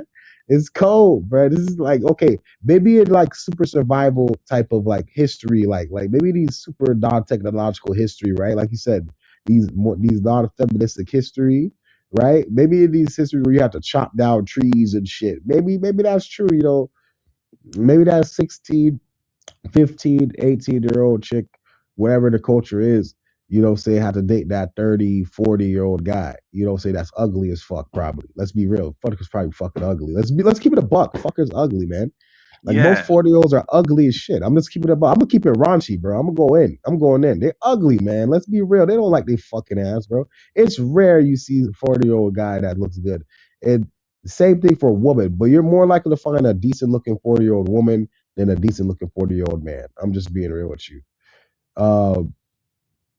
You know what But I'm the thing saying? is, though, that What? HTN, like, he's a HT. Of course, it's looks. You know what I'm saying? Like, if he's I got mean, looks, you know, then I it's mean, gonna so work. I just gave him some. I didn't really like think You know deep what I'm on it. saying? I just kind of I kind of swagged it. I kind of guessed it. I didn't really rate him. You know what I'm saying? Because to properly rate, I gotta think and all that. I kind of did it on the fly, but I just said, you know, he looks good. I guess you know you can say he Yeah, looks. yeah. But the thing, I rather you rate him. I rather you rate. You know what I'm saying? for Before like we an just go off of that. average guy, bro, you think they need Yeah, something, bro. If like an average guy bro, needs something, bro. You know what I'm bro. The average guy, you don't, bro. You don't need a bunch of money to fucking convince a girl to go on a date with you, bro. I see Yeah, but average that's the guys in thing. Like, relationship. I see average young people the in thing is, relationships though, all the it's like time, bro. In that's a college all lot the of time. groveling, bro. Like, let's keep it real. Like, you know, like, do you want to be a You jester? don't Like, think the old fuck? You don't think the old fuck with a bunch of money is groveling too? I've I seen don't it think it's myself. as I've seen much, it. bro. I've witnessed it. I've It's witnessed it. They not do as much as grovel. like, That's why they go on hammerhead. They go on hammerhead like we haven't said. you know what I'm They saying? go on hammerhead, bro. They be groveling and go to hammerhead. I be here, bro. I'm like an old man, bro. I'm like a middle-aged therapist, bro. Like I'm like Master Roshi's. No, not Master Roshi's. Uh, I'm like freaking King Kai for these middle-aged men. They just be like, yo, man, yo, this lady, man, you know. I had my things together, man. She just kept playing with me, man. Just kept playing with me, man. You know, I had my money, my stability, man. Just don't be like me, man. I'm just like, all right, bro. All right. You know, I'm just listening and shit. You know what I'm saying? This is one guy though, one of my peoples, right? One of my friends lived with this guy, right? And this guy is older dude, right? And he's like 50. And he was getting screwed over when you try to date younger chicks. You had a few relationships with some younger chicks. I don't know. I'm guessing like 27, 20 something. You know what I'm saying? Maybe 30. You know what I'm saying? But my guess is probably more than likely 20, 20 something, right? So he had a few relationships, and each time, mind you, an average Asian dude though, even though he's overweight, but a little bit, but he, you know, he's an older man, but he's average looking for an older man. Who knows? You know what I'm saying? He's about average looking for an older man. You know, and he got screwed over every single time with the money and things like that. That's what I'm trying to say, bro. You have to like this whole like bro, I'll be real with you, bro. Those girls just went because they had to go because they couldn't fucking take care of themselves, bro. They were offered jobs. They couldn't take care. That's why they have to go with these older men, bro. Would you want to? Bro? You know what I'm saying? Like, okay, let's say like this. Like, put yourself in their shoes. Would you, if you didn't have to, right? If you could figure out how to eat on your own, right? Feed your own mouth, get resources on your own mouth, right? Not hunt. You could go to a grocery store, grocery market, buy everything you need, right? And have a nice souped up at home job in your house, right? Would you want to date a fucking old fuck that's way older than you, or especially these ugly or irregular? No, right? See, I mean, if you have everything at home, that's job, bro. Like, bro, these girls don't need, bro. I'm telling you, these girls. Why you think, bro? Older men, bro. I've seen older men get fucking brutalized, bro. they're gonna have to rely off of. They're gonna have, and bro. that's why They're gonna have to rely on, bro, for an older man to freaking pull like this. If he don't have looks or he don't look younger than his age, bro, bro. I'll be real with you. He's gonna, bro. He's gonna, I've seen older men try to hit up girls and get yelled at, bro. I'll be real with you, bro. A guy's gonna have to try to rely on brute force, bro. I don't recommend that shit, but he's gonna have to rely on brute force because I be seeing it get turned, bro. Like literally clockwork, like today, like last week, I've seen like in person and older that's men why, approach. bro. That's why you got a passport out, bro. You know what I'm saying? Like, bro, But because I'm just like, saying that shit don't work. Exactly. You got a passport out to countries that are like 30 years back in time, that are third world, exactly, that where they do need resource and stuff like that. See that they but those girls, but you got competition for that too. So now these girls got younger guys. You got younger guys with money, passport bro, and out around, you know what I'm saying, around our age in their 20s, passport bro. You got younger guys, passport with jobs, with corporate yeah, jobs, but the bro. You competition's know what I'm less. saying? That they're gonna choose. No, The I'm just comp, saying, not for you, not for you. You're good, you're young. But I'm saying for the guys who are old, man, I'm sorry, bro. If you're an old fuck man, if you're like 50, 40 years old, bro, I'm sorry, bro. Try to back on, like, if you're 50, 40 years old and you look average or you're a sub 5, bro, I'm sorry, bro. Try to like seriously take young girls serious to back on, bro. I'm sorry. Just now, if you want to escort on them, see, I'm all these. If you want to beg them and escort them, the 20s chicks, whatever, you know, say if you want to escort them and get your shit like that, then hey, do what you gotta do. I'm religious, but do what you gotta do. But other than that, bro, you're gonna be wasting your time, and they're just gonna run circles around you. Not you. I'm saying in general. bro, I'm telling you, bro, trying to date in the West and you're not Chad is a nightmare, bro. I'm telling you, like, it's not as easy as you think it is, bro. Like, it's actually a fucking nightmare, bro. You know what I'm saying? And Nah, it's my not for life me, is a bro. fucking nightmare, bro. Trying It's to get not a for me, job is man. a damn nightmare, bro. Trying to get Yeah, bro. trying to Like, get stable, trying to get financially stable is a nightmare. that's Fuck why, it, man. everything's a nightmare. I'm only Sorry, go ahead. the West. Only focus on using it on this place, like staying in the first world. Focus on just making money here. That's the only. Don't worry about dating and all that shit here, cause, bro, like trying to date here is unless you're like a Chad, bro. Like it's fucking nightmarish. You know what I'm saying? So, that's why I'm saying, that's that's my personal opinion on it. But hey, man, I mean, you don't have to believe anything I say. Just go out into the world and try and see what happens. That's what I say. So yeah, man. You know what I'm saying? Like this shit is it's fucked, man. It's over. You know? But yeah, I mean, I don't know, bro. I'm just saying what I would do personally. But what other guys wanna do, if they still have faith in this place, then more power to them. You know what I'm saying? More power. But Yeah, yeah, man. You know what I'm saying? Yeah. Dubai. Dubai. You say Dubai is pretty much slavery, and their people are corrupt. You're pretty much saying that they're going. You're pretty much saying they're not going to heaven. The queen, the fuck. You said they have a royal. What do they call it? Dubai prince and kingdom and king, queen, prince, and all that shit. So their royalty is not going to heaven. Pretty much what you're saying, because just off of the FT files alone, you know. But they can always repent, man. They can always repent, Drake. Mm, Last honestly, man, second, I don't know. man. I don't know, man. They're not I even. mean, Most of them are Muslims, right? Even someone like They don't Jeffrey believe Epstein in. can repent. Even someone like Jeffrey Epstein can repent and go to heaven, man. I mean, that guy wasn't. He doesn't. That guy's an atheist. He doesn't believe Yeah, in Allah yeah. Yahuwah. You know But what I'm I'm saying? saying, if you even a guy that even a guy even if even a guy like Jeffrey, if he decides to just repent and turn to God and actually admit it and stuff like that, he could go to heaven, man. He can be forgiven by Drake. Drake can forgive him if he repents. I mean, Right? I don't have the power to forgive sins, No, no, but no, but no, no, the no, no. I'm Creator saying, no, no, I'm probably saying, could. no, I'm saying, but I'm saying, if he repented and stuff like that, like you'd forgive him. Like, you'd be like, I can respect you now that you repented, man. Drake could respect him I mean, that he I don't know repented. about that guy. You know what I'm saying? I don't know about that guy. I mean, I'll just leave that as neutral. I'll leave it as neutral. Holy shit, man! I don't know about that.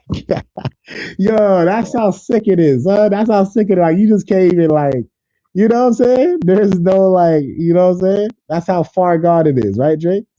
He's like, I don't know, man. Yeah, all right, I'm supposed to press play. I was fucking around and joking, huh? Hold on 1 second. So, 1 second. Let me show you something real quick. Yeah. 1 second.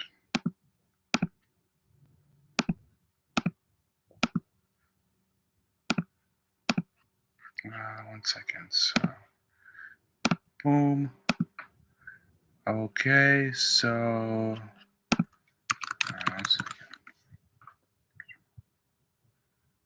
Okay, so hold on. Let's see who the Prince of Dubai is. So, King of Dubai. Let's see. I think it's this guy. Hold on. Where is? It's not this guy. I'm pretty sure. It's the Muhammad. What's this guy? 1 second. Muhammad. What's his name? Muhammad. One of these Muhammad guys. Let me see. Muhammad. Dubai something. What's his name? Muhammad's son. Let me see. I'm looking for his name. I don't think maybe it's Saudi Arabia. Maybe it's Saudi Arabia. 1 second. Muhammad Saudi. Yes, this guy. Okay. This guy, he's well known. MBS. He's the ruler of Saudi Arabia. You know, this guy's a gamer. Apparently, he just spends all day gaming. That's what he said in an interview. You know, I mean, he looks like a cool guy. You know, doesn't he look like a cool guy? You know, play. Do you think this guy looks cool? Or he looks like a nice guy. He's cheesing it. Yeah, he's cheesing it. He's cheesing it. He looks like a good little Myron. Cheesing. Joking. Nice guy. You know what I'm saying? Cheesing, good guy. Cheesing it. 1 second. Let's see what's happening. What's happening with Whoa! You're tripping. Whoa! You're tripping, man. Whoa! Epstein. Hey, hold on. Whoa! Jeffrey. Hold on. Let me. What's happening here? Oh, I don't know. It's just a picture of. It's just two pictures put together, edited together. There's just two edited pictures. It's AI. Together. Right? It's AI. Yeah, it is. It doesn't. You know what I'm saying? Wait, go back to it. Wait, go back to it on big screen. 1 second. Boom. That's not him. That's not him. You don't think so? No, that's a fat guy. That's not the other guy. You sure? Okay. Yeah, that looks totally different than the guy you just showed me. You think I'm that's serious. a different guy? That's a different fucking guy. Yes. You think so? He's darker. The other guy was lighter. He just showed me. Bro, this guy's trying to play some psyop game. Yes. Hold on. Just go back to the guy you just showed me. Yeah, I'm not even joking. Like, that's a whole other guy. Like, he does seem like he's also an important person, whoever that is too. But he doesn't look like a whole other guy, man. That guy was leader. His face was leader. Okay, so this is. Hold on, where is that? Oh. Whoa. What's that? Yo, Drake's tripping, man. What's that? Hold on. I don't see it.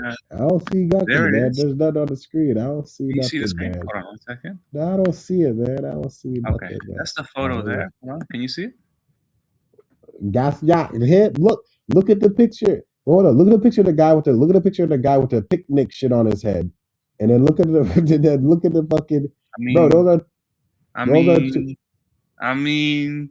Those are two different guys. Pretty similar, man. Come on.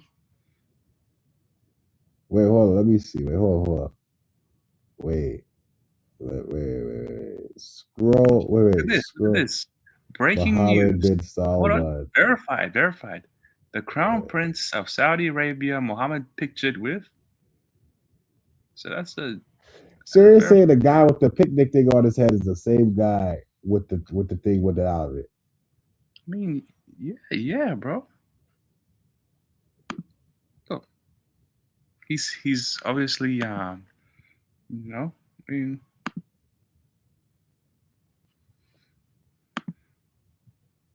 I mean, Jeffrey Epstein is a cool guy, man. I'm not gonna lie to you.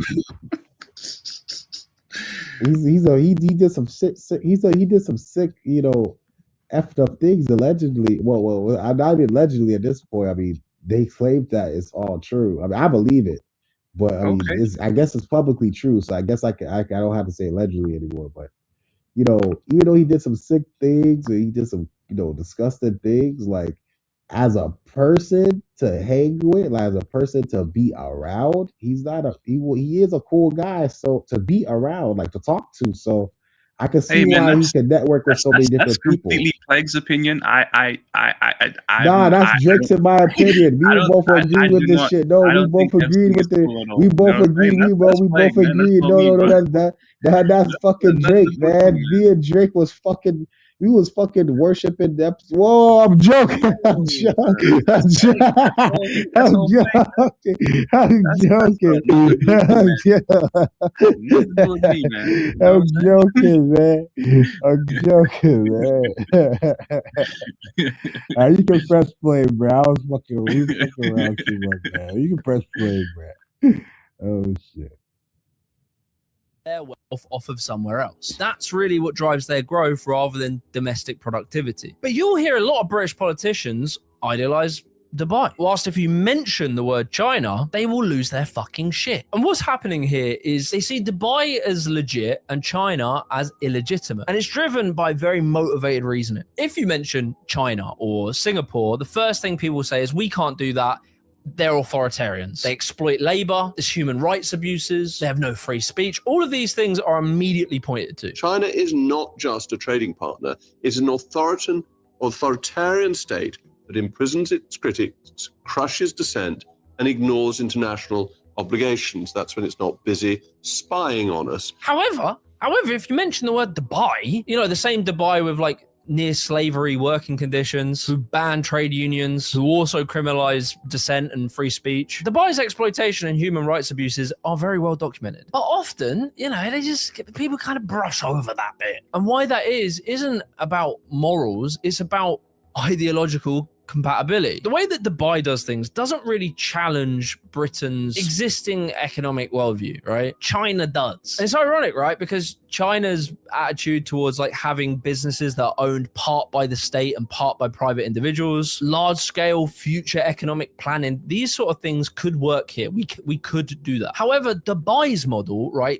Super low taxes, super weak worker regulations, asset inflation-driven growth. Well, if a country's main offer to the world is super low tax rates and no regulations, you're kind of in a race to the bottom with any other nation that is willing to do the exact same thing. Whichever nation is willing to cut all of its welfare spending so that they can charge rich people less tax, they will win. You also see it with Ireland. Lots of people say we should do what Ireland does so we can get all the big companies to come and set up their head offices in London. The problem is, again, there's only so many big companies. There's only so much capital in the world. You are competing with other places in a race to the bottom to try and grab those people and keep them here for as long as you can. You put yourself in a permanent position of subservience, completely reliant and not self-sufficient. And you do all of this. You got all of these programs so that you can get these rich people to come in who can leave as quickly as they entered. The British right wing tends to idealize economies like Dubai and Ireland, not because it really works particularly well, but because it aligns with ideas that Britain helped invent. Ideas that we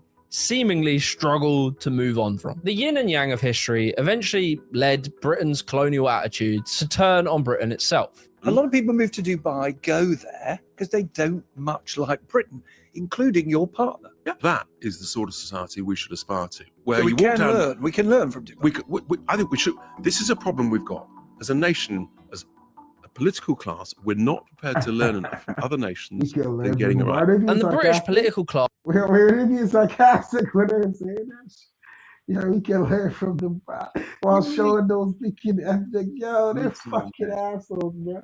They're fucking assholes. Rewind that shit back one more time, bro. Brutal. Holy shit, man. Rewind it 10 seconds back. That shit was funny. You put yourself in a permanent position of subservience, completely reliant and not self-sufficient. And you do all of this. You got all of these programs so that you can get these rich people to come in who can leave as quickly as they entered. The British right wing tends to idealize economies like Dubai and Ireland, not because it really works particularly well, but because it aligns with ideas that Britain helped invent. Ideas that we seemingly struggled to move on from. The yin and yang of history eventually led Britain's colonial attitudes to turn on Britain itself. A lot of people move to Dubai, go there, because they don't much like Britain, including your partner. That is the sort of society we should aspire to. Where So we you walk can down, learn. We can learn from Dubai. I think we should. This is a problem we've got as a nation, as a political class. We're not prepared to learn enough from other nations that are getting it right. And the British political class is just trapped in this doom loop where Britain's decline is acknowledged, but the causes for it are never re-examined. In the era of austerity, lifeline services were the first to be cut in communities like this. Youth hubs and Sure Start centres closed down with no direct replacement. You'll find a lot of people absent due to their health and well-being, and that's because they don't have a fully healthy diet. It'll be convenience foods, it'll be things that they can afford, and again, it's not because that's what the parent wants to do, it's because that's the only thing that's available to the parent. So you're seeing children who are becoming malnourished and sick because of the poverty they've got at home? Yeah, levels of poverty, yeah. That's something, I guess, is that something that's happening more regularly than it used to happen? Has it always been the case? In my experience, it's massively happening more so than ever. If you think about it, Britain never had a moment, like a collective moment of accountability. We never had to reckon with empire. We were able to grow and grow and grow, get all of the benefits we could, and we never got caught. And when we try and do anything to this extent of talking about it, you get endless pushback. If they try and teach kids it in school, they get told that they're just talking down the country, guilt tripping young people, making them ashamed of their ancestors. Woke propaganda, white guilt, right? They can't acknowledge that there's any benefit to understanding what this has done to our country. And us collectively as a nation, through politicians to the people, there was never a moment of like a formal apology. There was no national process of accounting for it, no institutional admission of any wrongdoing. And that is very important, right? The lack of accountability. No one put their hands up and said, what happened in the past was very wrong. We were wrong to do it. We benefit from that wrongdoing. Because no one in a position of power ever has really done that, that teaches us a lesson, not just politically, but culturally. It quietly implies to British people that admitting fault is dangerous, that accountability weakens authority. And I've kind of started to see this pattern everywhere in British life. We see it in politics, you know, no senior politician has ever come out and said that Brexit was a fundamental mistake or that austerity was a fundamental mistake, despite the facts telling us it was. We're taught, instead of taking accountability, to find something or someone else to blame. And if this behavior is demonstrated by the most powerful, the leaders of our society, the people that we're supposed to look up to, then what does it teach us as British people? Does that attitude shape how we are in work, in relationships, in raising kids? When things go wrong, perhaps we default to protecting our position, defending ourselves, rather than taking accountability and solving things together. Over time, I wonder, does this produce a society who's unable to act collectively? To me, I feel in part, this is why Britain sometimes feels very socially brittle. People are more isolated, more distrustful, more atomized. And it's not because we're bad people, but because the systems that we live under reward individual survival over collective repair. A society that cannot say we were wrong at the very top ends up teaching everyone below them to do the same. Literally every man for them fucking self, bro. That's why there's no socialization. Everyone's so anti-social and psychojacks. Like everyone's like, yo, I gotta move this guy out the way so I can get the job. I gotta sabotage this guy so I gotta outcompete these people. How could I outcompete these people for money? How could I outcompete the market? Like it's like everyone just like this corporate it's just taking everything over, man. This world needs some balance. Like we need to like regulate this shit off. Like, ugh, this started to get gay now. I'm sorry. I'm sorry. Whoa. Whoa. Whoa. Yeah, I'm sorry. No, you good, man. Holy shit, man. Yeah, it's cooked, brother. It's cooked. Holy shit, man.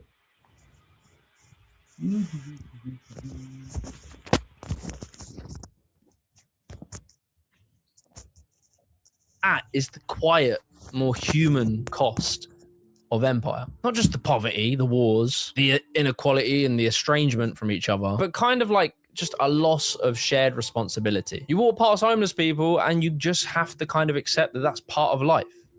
It's not my responsibility. I'm not responsible for them. Probably they're an alcoholic. Probably they don't want to work. When refugees arrive, due to wars that we caused, many default to the position of, why is it our problem? I didn't do it. It wasn't me. When people's wages can't afford for them to live, instead of questioning the system, many will say you should just work harder, get a better job, move from your town. Failures of our society to truly look out for one another are never felt as our responsibility. But whilst I say all that, and that might be the case right now for some parts of British culture, it also does give me a hope. You see, what you have to remember, right, is the British colonial attitudes, they were always forced down on top of the people. They were never, we didn't opt into it, we didn't choose it. And culturally, this has always led to a unique tension between British colonial culture and the regular British people's culture. When the elites turned India into a tea factory, decimating their entire country so that they could extract tea from it, so that they could drink it on their fancy china plates and have an afternoon tea just to show off and impress everyone around them, the regular people took tea and turned it into having a cuppa, inviting the neighbor over to have a chat, to see how they're doing, to complain, to laugh, to have a little break from the stress of life. When the powerful oppressed the workers fought back and they built unions, working men's clubs, strike funds. British workers organized. Yeah, mass they protests, pause. I think they started. I think that unions. I don't know if I know unions still exist, but I think they somehow shut down unions. Like a lot of big corporation entities, like they shut down unions or they teach you to go against unions, like workforce unions and shit. Why is that? Like when I was going to like work, when I was doing like work training a few times at a few jobs before, they used to train you that unions are bad and all this stuff. And they're trying to like eradicate unions, workforce unions, you know? Yeah, it's propaganda, bro. Propaganda. So why you think they don't like workforce unions? Why they're trying to eradicate it and slow stuff like what he's talking about, like that shit down? Like why would they try to? Well, it's because they're trying to squeeze as much as they can out of Loose.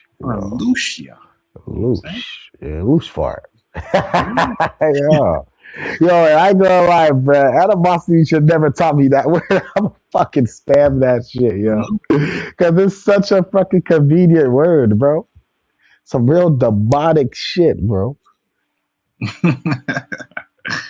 Yeah, it's brutal, man. Brutal.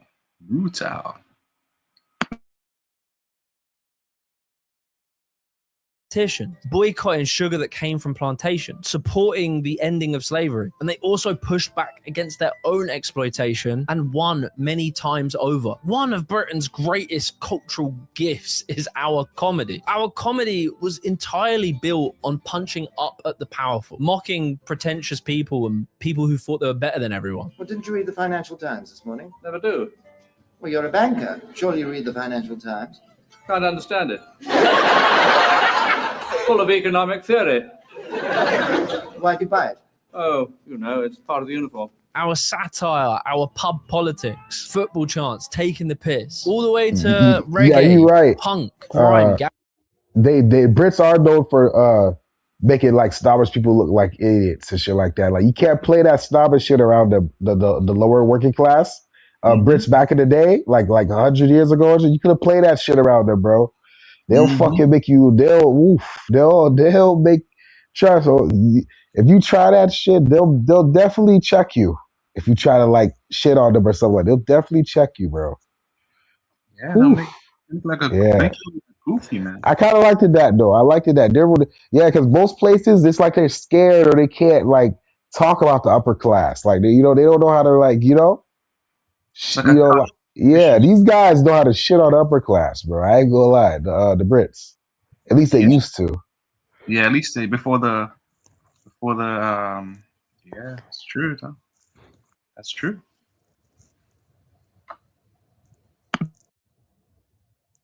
Marriage. As Britain was changing, we embraced our differences and created something new and exciting. Real, true British culture was always built in defiance of systems that were imposed from above. And the culture that was truly ours was the only thing that made life livable under them. I personally do believe Britain has a big future ahead of it, but it will not come from trying to restore dominance, from being overly nostalgic of the glory days. It will come from reclaiming this country to who it actually belongs to.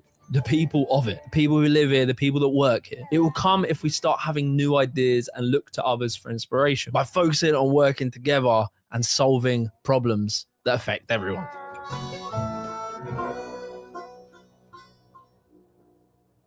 If you enjoyed this video, do Yeah. Yeah. I mean, this channel's pretty good. If anyone wants to check it out, it's this guy here. What other videos does he make? What other type of videos does he make? He makes pretty good videos. Just basically like infomercials like that, you know? Just a bunch of stuff. I was gonna say, have you seen? Do you know who Johnny Harris is? This video is brought to you by. Nah. Have you heard of this guy before? There's a video saying, "Is fascism back?" I keep hearing this word, fascism. Should we watch this, or do you have anything? You want to? Yeah, It's man. up Do you have to any you. videos that you wanna maybe recommend, or? Not in my head right now. I could, but not right at the moment in my head. So if you want to click it, fuck it. You know. I was, yeah, bro. If I was on this live stream, I'll be watching Five Nights at Epstein's. Brutal. Brutal. You know what I'm saying? I'll be watching. It's pretty much horror, a horror show. Like a horror show. Be having people soil their trousers. Yeah. Yeah. We can press play.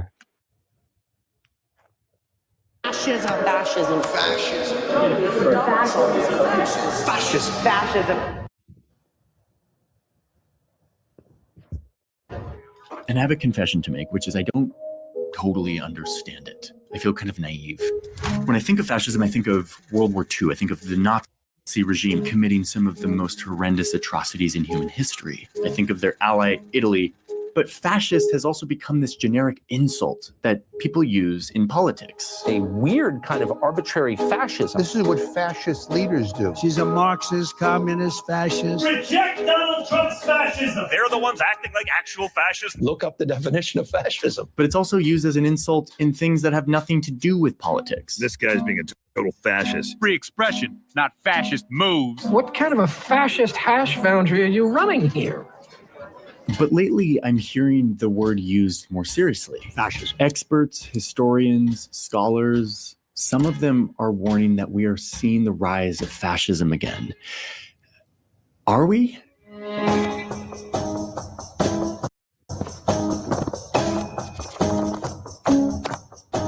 This took us deeper than expected, deeper than I can remember going on a video in a long time, into books and documents and speeches, deep into the research and scholarship on fascism and its history. And we got to talk to a whole range of top experts on fascism, people who know a lot about this, but don't actually agree with each other on everything. I'm an historian of fascism, populism, and dictatorships. The question is fascism real and abroad in the world? It's very important not to abuse the concept. To be a fully fledged fascist, you need a vision of an alternative political system.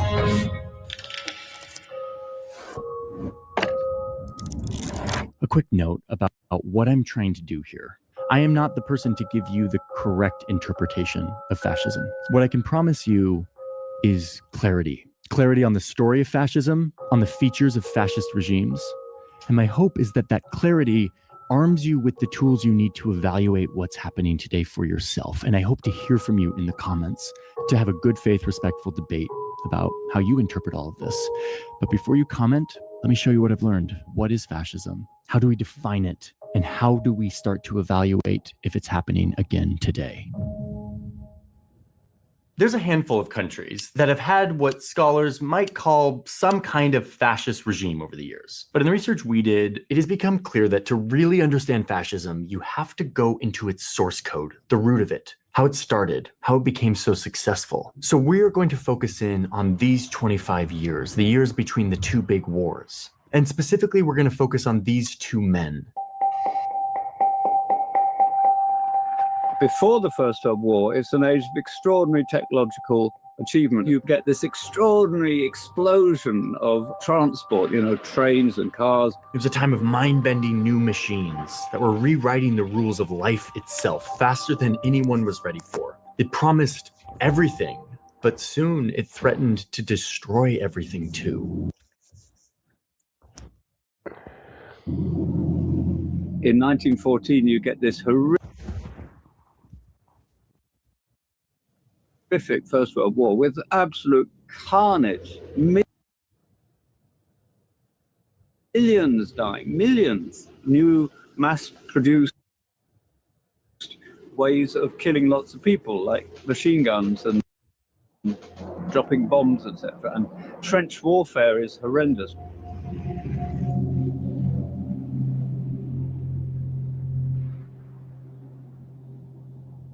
In these 4 violent years, societies were ripped apart. Italy was actually on the winning side, but their allies had promised them all sorts of territorial gains that didn't actually pan out.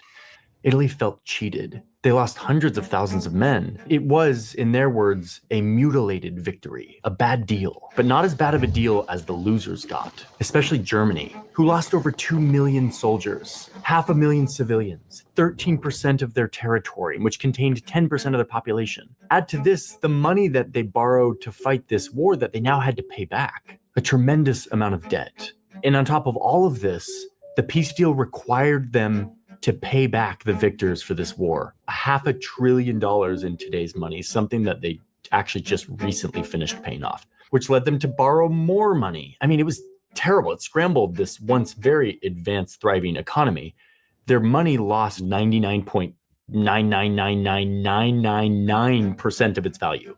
It's wheelbarrows full of cash and an economy in crisis that creates a sense of widespread anger and resentment and humiliation among these people. So Italy and Germany, they're both feeling cheated and angry. And like a lot of Europe, they're in a sort of a fork in the road with their government. They're figuring out what kind of society they want to have. Italy still had a king, but they were also doing democracy. They had a parliament. Germany had parliament and voting. Women could vote in Germany. They had individual rights enshrined in law, but these democracies were fragile, and increasingly they were in crisis. So people start wondering if they need to rethink the system entirely. It is that sense of total breakdown which generated extraordinary enthusiasm about the possibility of a new socialist communist world or a new ultranationalist racist world. One rising option in people's minds was to do what workers, soldiers, and peasants had just done in Russia. Led by a revolutionary named Vladimir Lenin, Russians had just overthrown their government, promising a new way, communism, where land and industry would be seized from the elites and put under the control of the people, the workers, the peasants. At least that was the idea. This revolution would create the Soviet Union, and the Soviet Union would eventually become a brutal dictatorship that would kill millions of its own people, but that's not what this video is about. And anyway, not yet. For now, right after World War I, this communist revolution in Russia is looking like a desirable option to some of these reeling countries. That inspired a lot of extremist Marxists to believe that they were on the verge of causing a revolution in their country. So this was one revolution on offer. And more people in Italy and Germany start embracing communism. They're going on strike, they're occupying factories. But communism wasn't the only revolutionary idea promising a solution to this post-war misery. And that's where we're going to turn to this guy. Benito Mussolini. Mussolini will one day be Italy's fascist dictator. But not yet.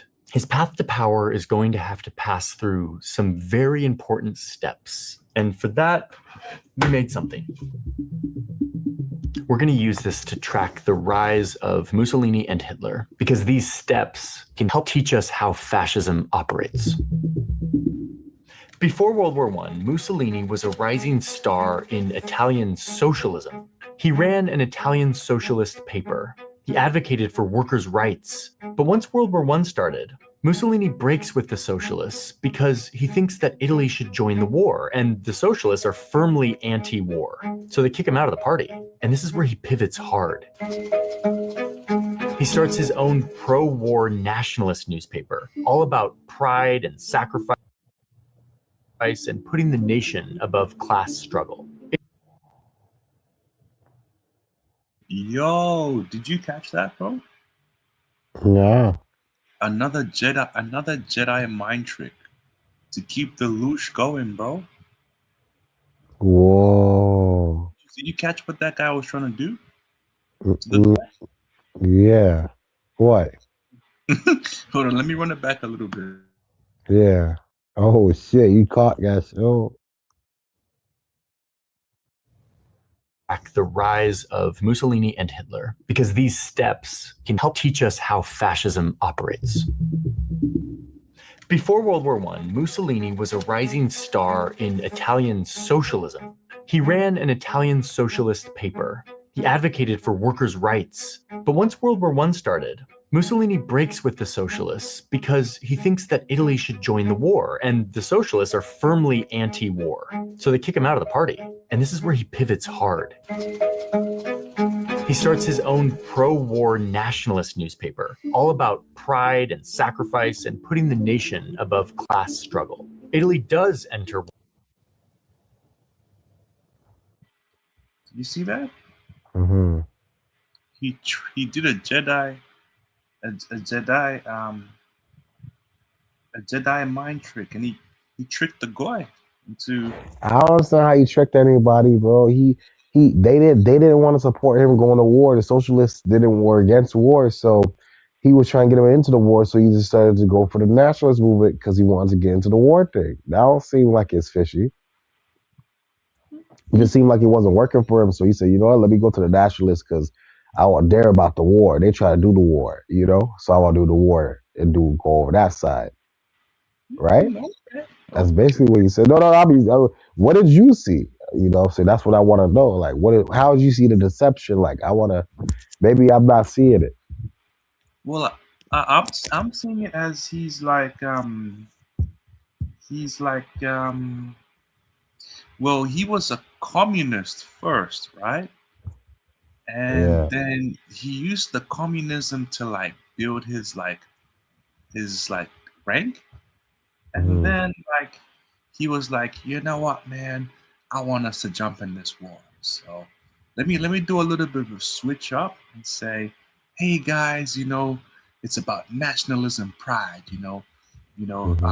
go ahead and sign up. My kids are gonna be chilling in the mansion, you know, sipping tea and eating pizzas and shit. But hey, your kids gotta go. You know what I'm saying? And do it for the country. Be a good guy. You know what I'm saying? That's how I see it. But maybe I'm being a bit hyperbolic. You know what I'm saying? Mm-hmm. But yeah, I mean, I'll run it back one more time.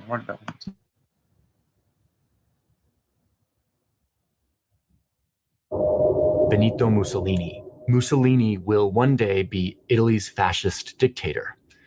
But not yet. His path to power is going to have to pass through some very important steps. And for that, we made something. We're going to use this to track the rise of Mussolini and Hitler, because these steps can help teach us how fascism operates. Before World War I, Mussolini was a rising star in Italian socialism. He ran an Italian socialist paper. He advocated for workers' rights. But once World War I started, Mussolini breaks with the socialists because he thinks that Italy should join the war, and the socialists are firmly anti-war. So they kick him out of the party, and this is where he pivots hard. He starts his own pro-war nationalist newspaper, all about pride and sacrifice and putting the nation above class struggle. Italy does enter. See? Did you catch it or?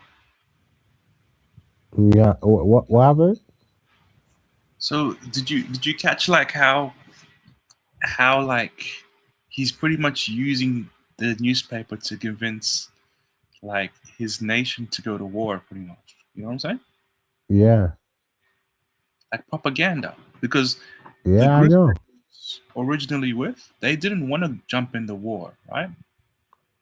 But Yeah. he wanted to for some. I'm not too sure why. I don't really know much about this character, but yeah, it's Jedi mind tricks, my guy. Mhm. World War I, and the 32-year-old Mussolini enlists to go fight. He gets wounded in a training exercise, and he comes home from the war even more resolved in his vision of a strong Italy, but now with a new set of beliefs that he gained while in the trenches. And he starts to share his beliefs. He starts a club with a small group of other guys, a lot of them ex-soldiers like him, men who also feel humiliated and are looking for someone to blame. And he tells them that Italy's problems are not only because of the war and the betrayal from their so-called allies, that mutilated victory, but also because of what's happening inside Italy itself, where all of these isms are poisoning the country. Communism and socialism were threatening to transform Italy with these worker revolutions. And even democracy itself, or liberalism, was to blame for all of these problems. Italy's democracy had, in his words, gone drunk with compromise. They couldn't get anything meaningfully done because they're accommodating all these different viewpoints. He says, guys, this is Italy. We're the historic home of the Roman Empire, the foundation of Western society, and now we've been betrayed and humiliated. But Mussolini says that he has a solution. He says that Italy must be ruled by men who had just fought in this traumatizing industrial war, men who had been purified by violence and sacrifice and discipline. In his eyes, these were a new kind of man, a new kind of elite, created not by aristocratic birth, but by combat. And now these veterans had an obligation to replace the weak, entitled elites that had been created by liberal democracy, and to replace it with a, quote, trenchocracy, the aristocracy of the trenches. So this is like our origin story here. It's the spring of 1919 in Milan, Italy, not even a year after World War I has ended. And Mussolini is rallying his club of ex-soldiers and sympathizers, telling them that violence is actually sacred. It's a stamp of nobility. Fascism always involved violence and the militarization of politics. Violence is glorified. Violence is presented as what makes men men. This is about men being aggressive, violent, dominant, and strong, and that's a good thing. That's the key to restoring the greatness of the nation, not the soft, weak intellectuals that democracy had created. And for his new group, Mussolini adopts this symbol. It's a symbol that had been used way back in ancient Rome, and many times over the years, including in the French Revolution. You see this in the American Capitol building as a symbol of unity and order. A stick by itself has been around can be a weapon. For the beginning of time, I'm seeing. Wait, what'd you say, bro? Masculinity cope has been around since the beginning of time, as I'm seeing.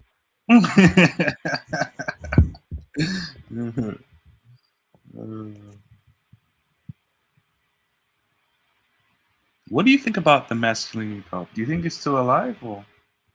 Yeah, I feel like it's it's still alive, bro. Even amongst Gen Z, bro. We're like the only one. We're some of us are like resisting it, but like it's still. I mean, people still hit the gym. People still want to be that raw guy. People still care about being the man that girls want. You know, the men group that every guy care about and want to be like. People still care. Men still care about that, you know, being at the top of the leaderboard and shit. And I don't give a fuck about none of that shit, man. It's all a fucking oosh trap. It's a loosh farm, Makes you eh? miserable. All of it's just to make you Loosh. miserable, yeah. And try to pursue something that's never meant to be pursued. It's intangible. Yeah, yeah, that's true. It's kind of like we're kind of on the frontier of like the new man, or actually we would be considered as the Ubermensch. You know what I'm saying? Like Yeah. an Ubermensch is basically like is the new man of the frontier, or basically when you see through all the illusions, right? And now you have to come up with a new idea of what it means to be a man.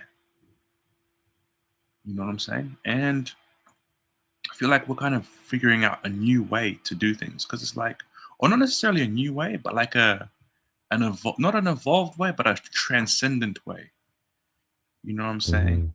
A more a way in which we can actually like thrive. You know what I'm saying? Because like a lot of these like other ways, there's a lot of traps, a lot of landmines. You know what I'm saying? And you know, we're at a point now where it's like, you know, what I mean, I mean, let's keep it a buck, man. What's our mood diggers now? You know what I'm saying? What? I said, let's keep it a buck, man. What's our mood niggas now? You know what I'm saying? What the hell is that? What's Talmud niggas? You know what I'm saying? Oh, you said Talmud. Oh, that's what my bad. That's why you didn't want to go further than you know, pretty much the book on how to resist the loosh from the creators from one of the creators of the loosh. Yeah. We should do. I mean, I was gonna say, if you want, we could, after this video, we can do some Talmud maxing. You know what I'm saying? Yeah. It'd be nice, you know. Nice to hear some. True, good I do gotta get going soon though, because for tomorrow and stuff. But okay. if we got some time, if we do got some time, sure. Yeah, just let me know when you gotta bounce, and then Yeah. you know, we can sort it out another stream another time. Yeah.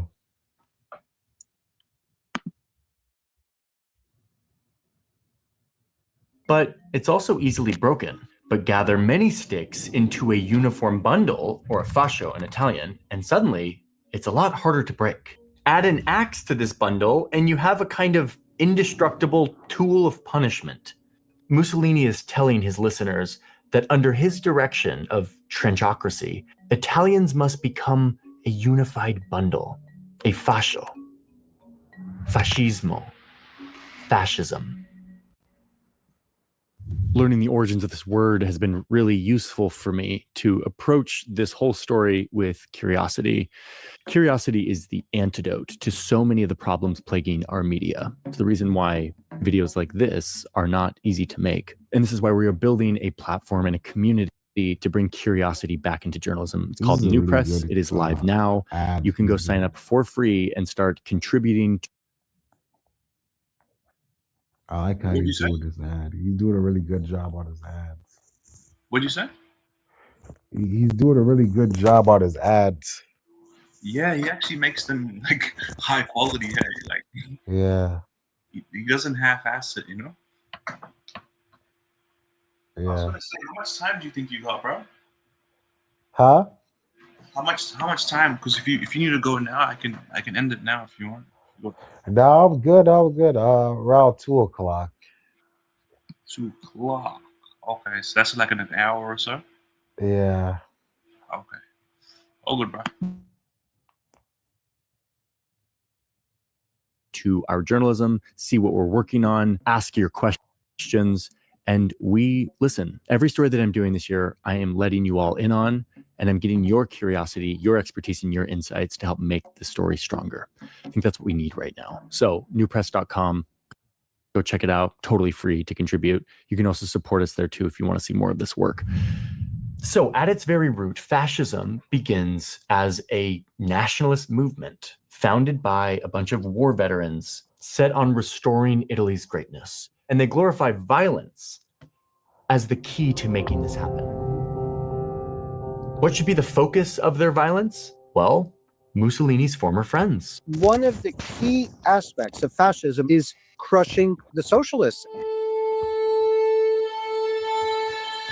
They start hunting for socialists and communists, arriving to their meetings, smashing their printing presses, beating up the leaders of these worker strikes and protests, and more Italian men, many of them fellow veterans, join. These violent squads, or squadristi, eventually get a new name, the Black Shirts, a group somewhere between a gang of street thugs and a private militia. And soon their ranks swell to 250,000 people. Their acts of violence escalate. Soon they're raiding and burning down headquarters of the socialist and communist movements. They destroy the office of the socialist newspaper that Mussolini once had been the editor for. They even murder Socialist Party members. And the violence includes humiliation. They would routinely kidnap their enemies and force feed them huge amounts of laxatives. Like, just brutal. This is a book from while all of this is happening. 20 fascists arrive in a lorry. They attack a club, beat the workers, and set the place on fire. Fascists assault a funeral party, make their way into a cafe, and seriously wound an employee by stabbing him in the chest. Hold on, what'd you say? You say the Italians are Nephilim for overdosing on laxatives? Are known for overdosing on? Overdosing the laxatives or the socialists, them overdosing the droids. When it was overdosing the laxatives or the social, like they're feeding the socialist laxatives. Oh, in their mouth and beating them up. Nephilim? The Italians? Savage. That's savage, man. Or Nephilim, Italiano. Whoa, Italianos, Whoa. Particularly the men. Yeah, man. Yeah.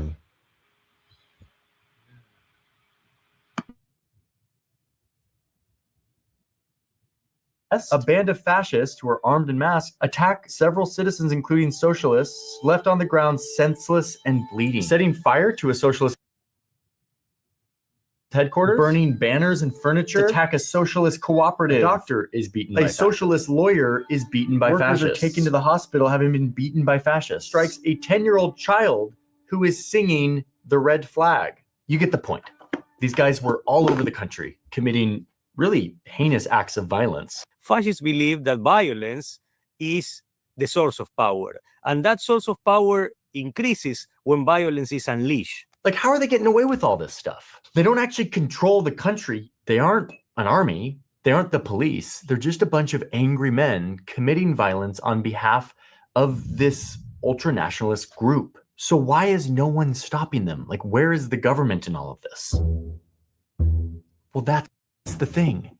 Italy's democratic government at the time is divided and weak. And the people who did have power in the country were actually kind of okay with what Mussolini and his thugs were doing. And here I'm talking about the rich people who, like Mussolini, hate communists. Remember the communist revolution? They're threatening to take away their wealth and distribute it to the workers. These business elites are terrified. Some members of the ruling group saying, should we fool around with and try and, think about a fascist way to resolve these problems? So these land and business owners actually start funding Mussolini's black shirts. Over and over, the black shirts are even hired to break up strikes and to beat up striking workers. The first mission of fascism is to crush anti-capitalist resistance from the working classes from below. So the rich people are letting it happen. They're funding it. Okay, but what about the army and the police? Well, turns out many among their ranks are actually fascist sympathizers. Like, Mussolini is talking to these guys. He's appealing to these guys. Even though his tactics of violence are quite extreme, more and more of the population is realizing they like the fascist vision of what Italy should be, including the way the fascists punish their enemies. And then something happens that changes everything. Socialists and communists are gaining some traction in the parliament. And the prime minister, who's like a centrist, doesn't want to invite them into his coalition. So he turns to Mussolini's fascists, knowing that they're kind of becoming a force that can't be ignored. He asks them to be a part of his coalition, maybe bringing them into the official democracy can tame them and their violent ways. They believe that they can control them because they see them rightly as vulgar, as idiotic, as narcissistic, and ignorant. They believe they can control them. Mussolini's fascists are now an official political party that was just invited into the mainstream. And this is the next step on this path. The fascists have now been accepted, legitimized, first by the business elites, and now by the political system, the democracy. Mussolini is now a politician in parliament along with 35 other fascist politicians. But this doesn't solve anything for Italian democracy. The new political coalition falls apart almost immediately.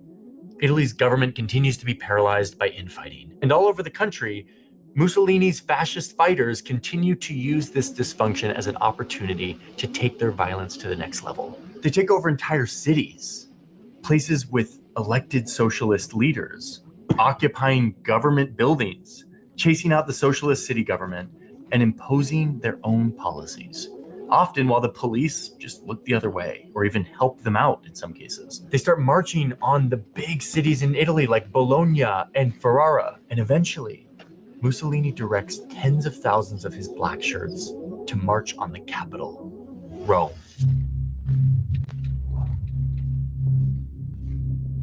Wow.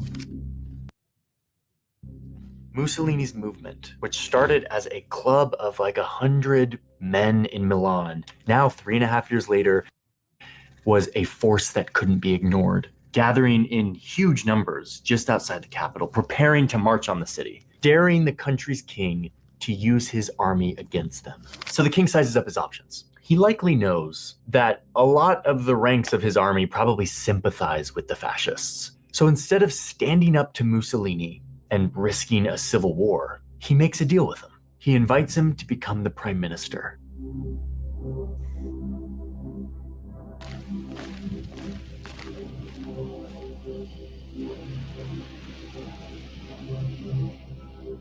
He has real power now. He's addressing the parliament. And he claims at first that he, quote, does not intend to deviate from the Constitution. He's going to keep the democracy, he says. But over the next 4 years, he dismantles the Italian democracy from within. He says that the parliament and the entire political system are wholly unworthy to guide us. Now, not everyone's buying this. Like, he's not universally popular among the citizenry. A lot of people do like him, but a lot of people don't. But in the next election, his black shirts intimidate and suppress voters, which helps the fascists win a huge majority in the election. Soon he's censoring the press. He's shutting down newspapers. He's creating a secret police. You abolish all liberal freedoms. You get rid of all freedom of the press, freedom of speech. And then he abolishes all other political parties. You have a totally alternative system of a single party state, charismatic leader, an alternative legal system. And then finally, he abolishes elections themselves. This is a revolution. Whoa. Rebirth. And what that means is you destroy the democratic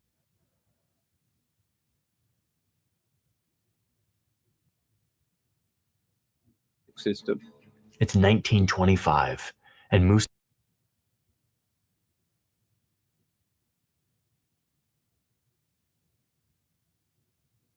Mussolini has done away with all democratic mechanisms that could be used to challenge him, and he completes the last step on the fascist path to absolute power.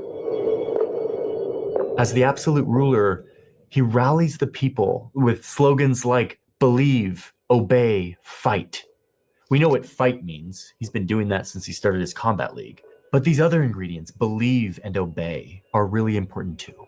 Mussolini demands belief and submission, not just to him, but to his story. The story that he says will, quote, make Italy great, respected, and feared, restoring it to the glory of an imagined past, the Roman Empire.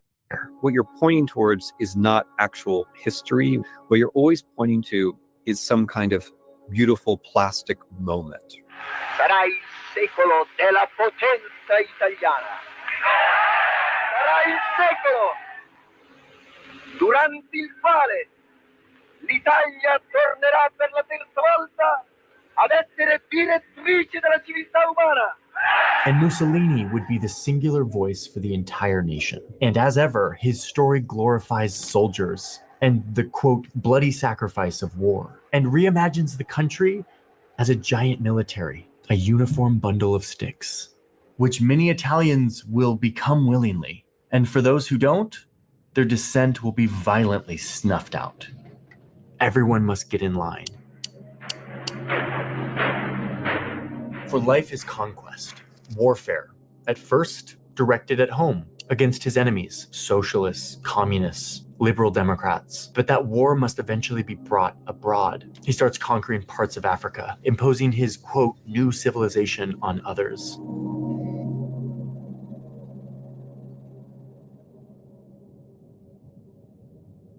Okay, so we have our first answer on what fascism is. It is a movement started by Benito Mussolini in 1919, one that glorifies violence, specifically violence against communism and socialism. It finds democracy itself as weak and contemptible, in need of not just reform, but total destruction and revolution. And it tells a story of a superior nation that has been humiliated and that needs to be restored.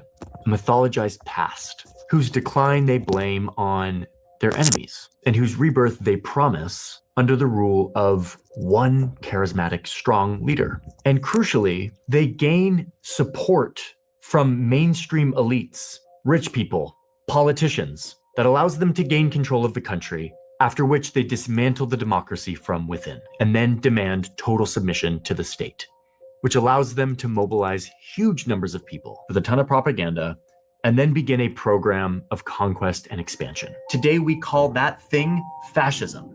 And we call it fascism not because it has some like Latin root in some like philosophy or worldview, but because Benito Mussolini chose the fascio, the bundle of sticks with an axe on it, as his logo when he was making his combat club in 1919 in Milan. If somebody else had done this first, we would probably call it something different today.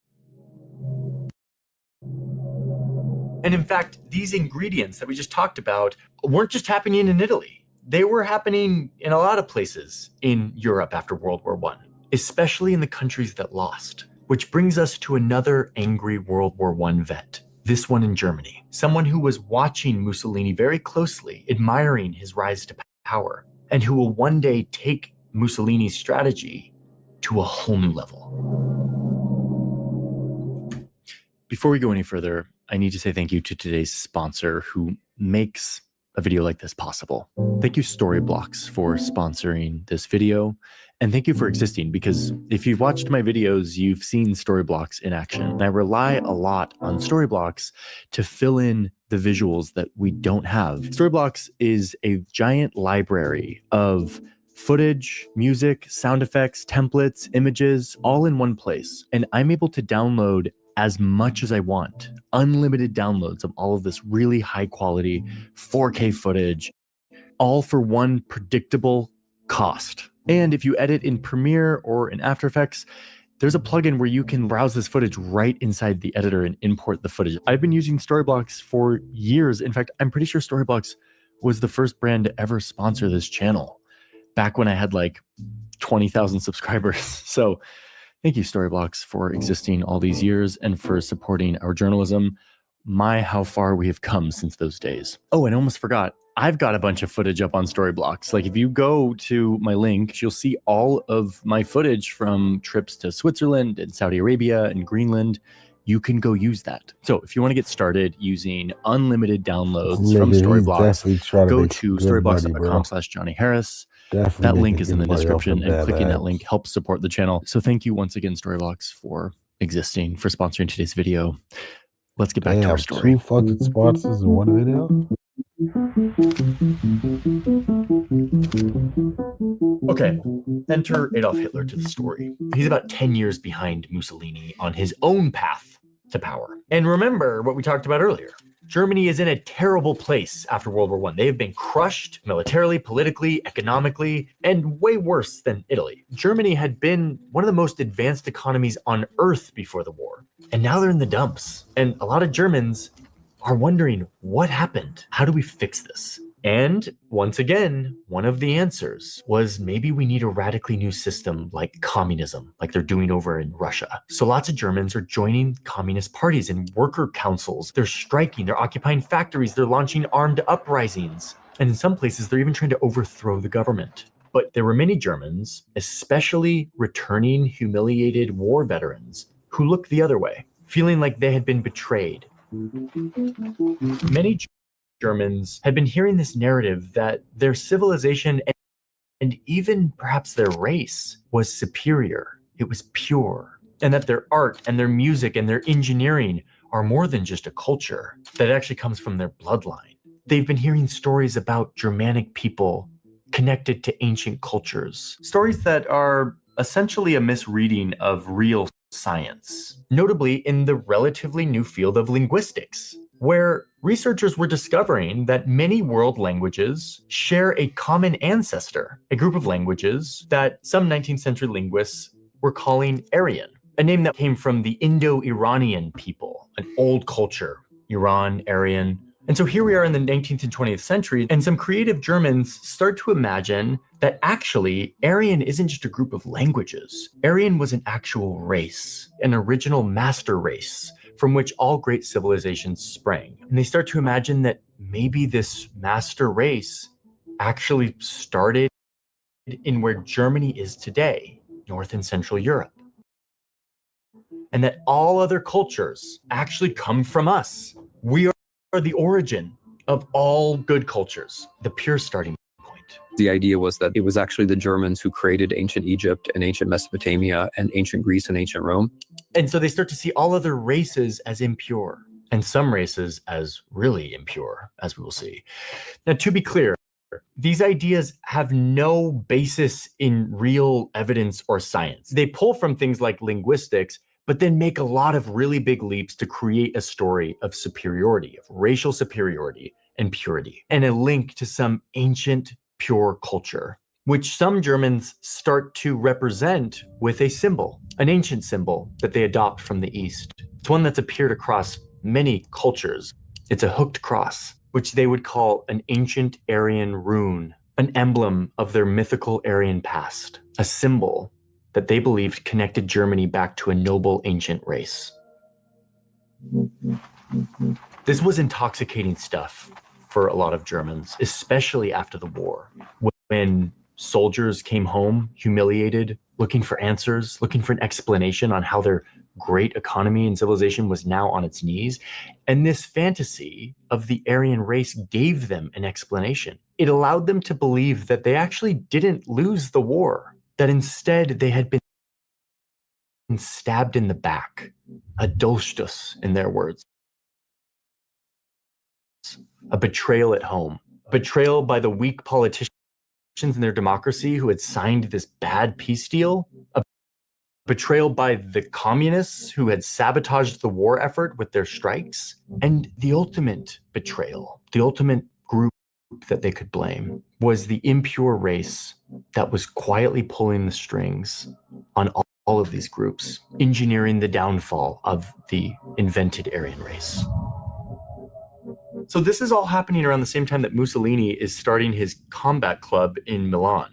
Groups similar to Mussolini's are forming in Germany. They're fringe, radical nationalist groups. At first, they have no presence in actual politics, like in the government and the parliament. They're just groups of angry men with an obsession on an imagined nation, a focus on their current humiliation, and an appetite to commit violence. And one of those men was a 30-year-old World War I veteran, Adolf Hitler. At the end of the war, Hitler joins one of these small, obscure nationalist groups. He rises in the ranks of this little group to become the party leader. He implements a militia.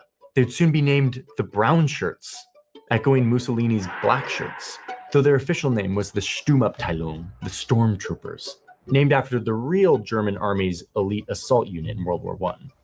Hitler also helped his little party rebrand to appeal to more people, especially workers. In ways that make it seem like they're anti-capitalists. He called himself the National Socialists. I never understood this until now. The full name of Hitler's party was the National Socialist German Workers' Party, which sounds super socialist, eventually nicknamed the Nazis. He named it this intentionally to attract people who were interested in workers' movements, like the communists and the socialist movements that he opposed, but that he knew had wide appeal. Though, to be very clear, these guys were not socialist in any meaningful sense. It was just a branding play. And soon, Hitler is overseeing a new rendition of the hooked cross, this fake Aryan symbol. His version would mimic the colors of the old German Empire, the Second Reich, a nod to the past. This symbol, this flag, this is Hitler's bundle of sticks, his version of restoring ancient Rome, but now with this extremist racial superiority component.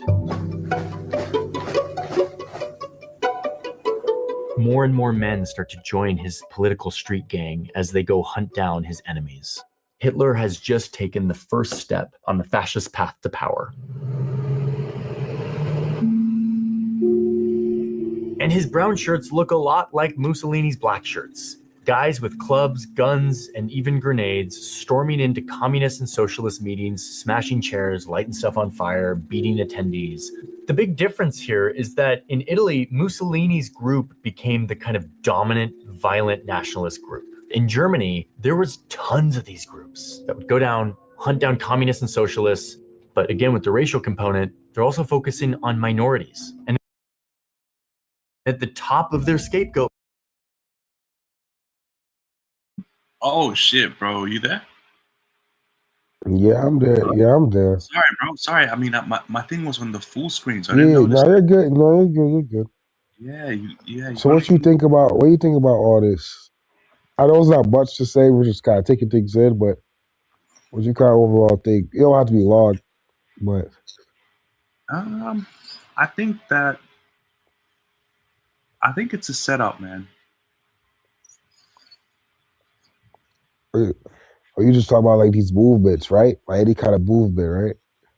Yeah, I think a lot of these movements are just like it's just like setups, you know, Loose, for you like know, loose traps, huh? loose traps, you know. Yeah, just like just it's basically a funnel for cannon fodder. You know what I'm saying? Oh my God! And you think they're trying to like build that up now too? Like Trump and them, they probably try to build that up like that American courage to fight. But I don't know if it's gonna work because the men in America right now, we just kind of, Yeah, they're kind of like, what's the point? You know? be done. But you know what I think though? I think true they got AI and they got all this like technology to fight each other. True, they might not even need manpower anymore to fight war. I don't know. Mm. I could be in over my head. Who knows, man? Who knows? They could, but the thing is, it's still at the point where they still need people to pilot the drones and shit like that. But maybe in the future, next couple of years, maybe it might be different, you know. But yeah, what do you think about all this nationalism? Like, do you think it's a scam or what do you? Basically, like I mean, he probably really did. Hitler probably really did believe in the superior race. He probably really believed all that shit. I'm not gonna lie, but he definitely believed it. But he kind of like he also used it as a. But he generally believed it, but he used it as a pivot. You know, to like put confidence back in the people. He pretty much gave the people confidence. They were pretty much humiliated and poor, and he promised them confidence in their identity, to their ego, and to promise them ambition and money. Like we're gonna get our bootstraps, we're gonna work, we're gonna grind, and we're gonna do this course, we're gonna do this Nazi course, and we're gonna make Germany rich again. You know, make America great again. You know, we're gonna make Germany great again. Great again. We're gonna make Germany great again. You know. Interesting. Okay. Interesting. Mm-hmm. Yeah. Okay.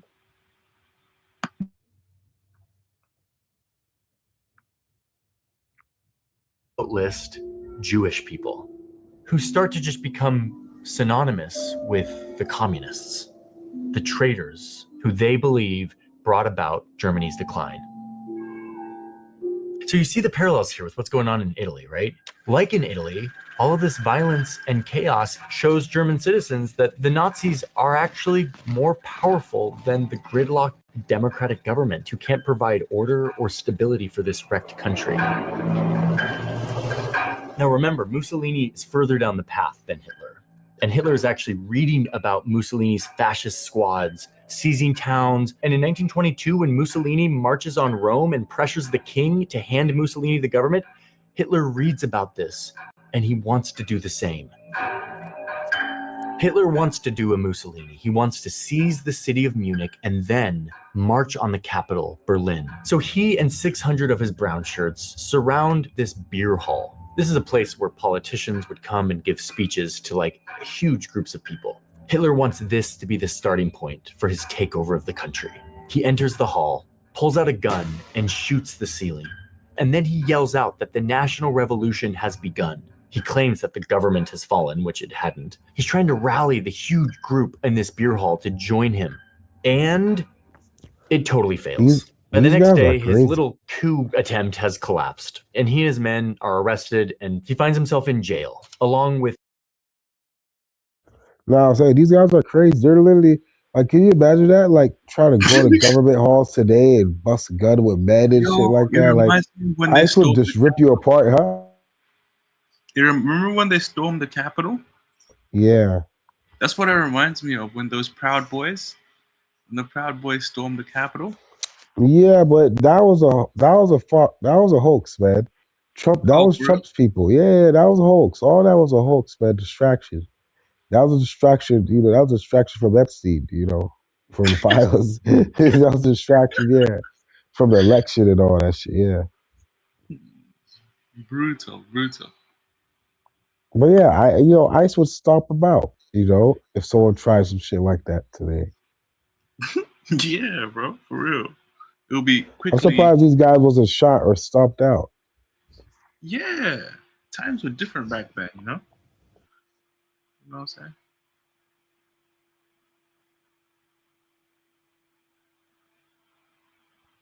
No, you can go ahead and press play if you don't have my anything. bad.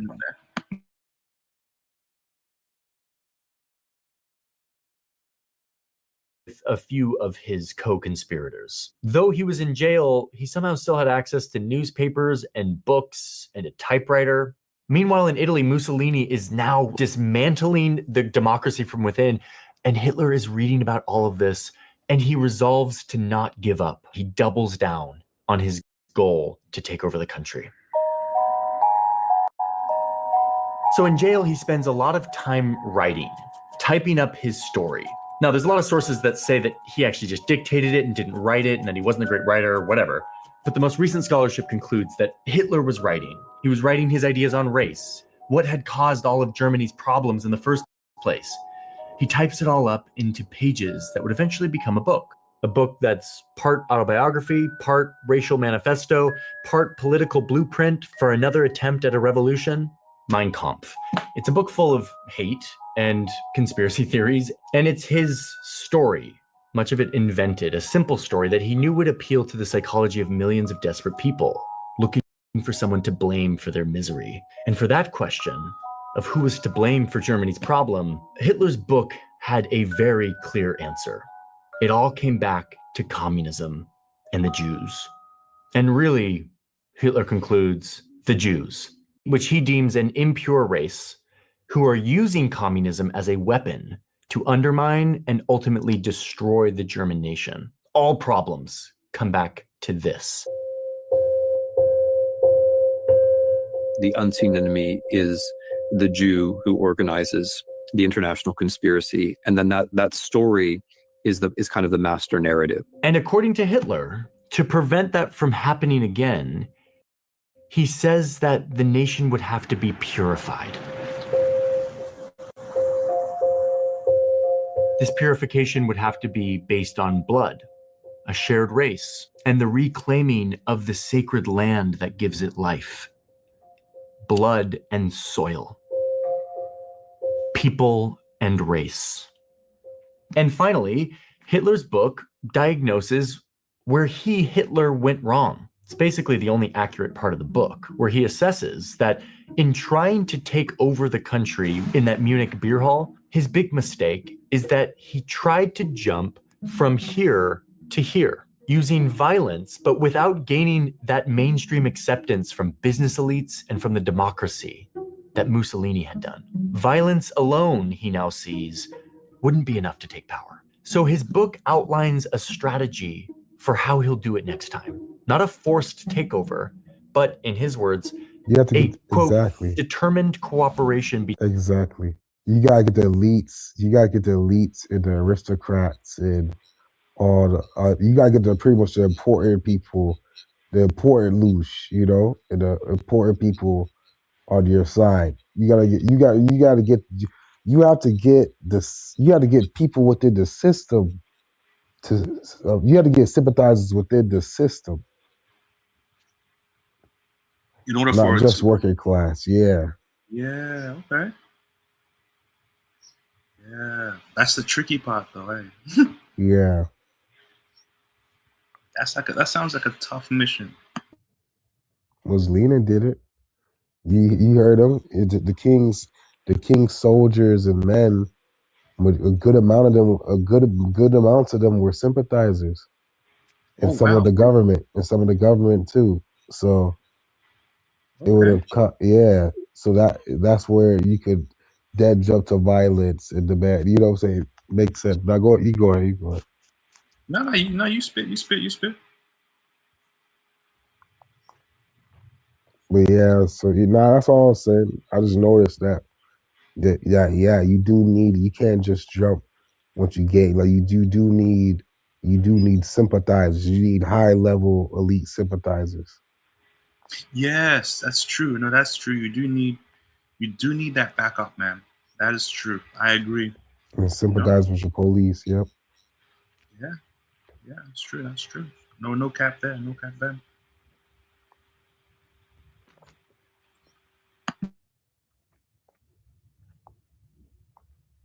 Between brute force and political aims wisely chosen. So even though Hitler hates democracy, he now understands that he must use the democracy to rise to power so that he can destroy it from within. In other words, Hitler is going to have to succeed in politics.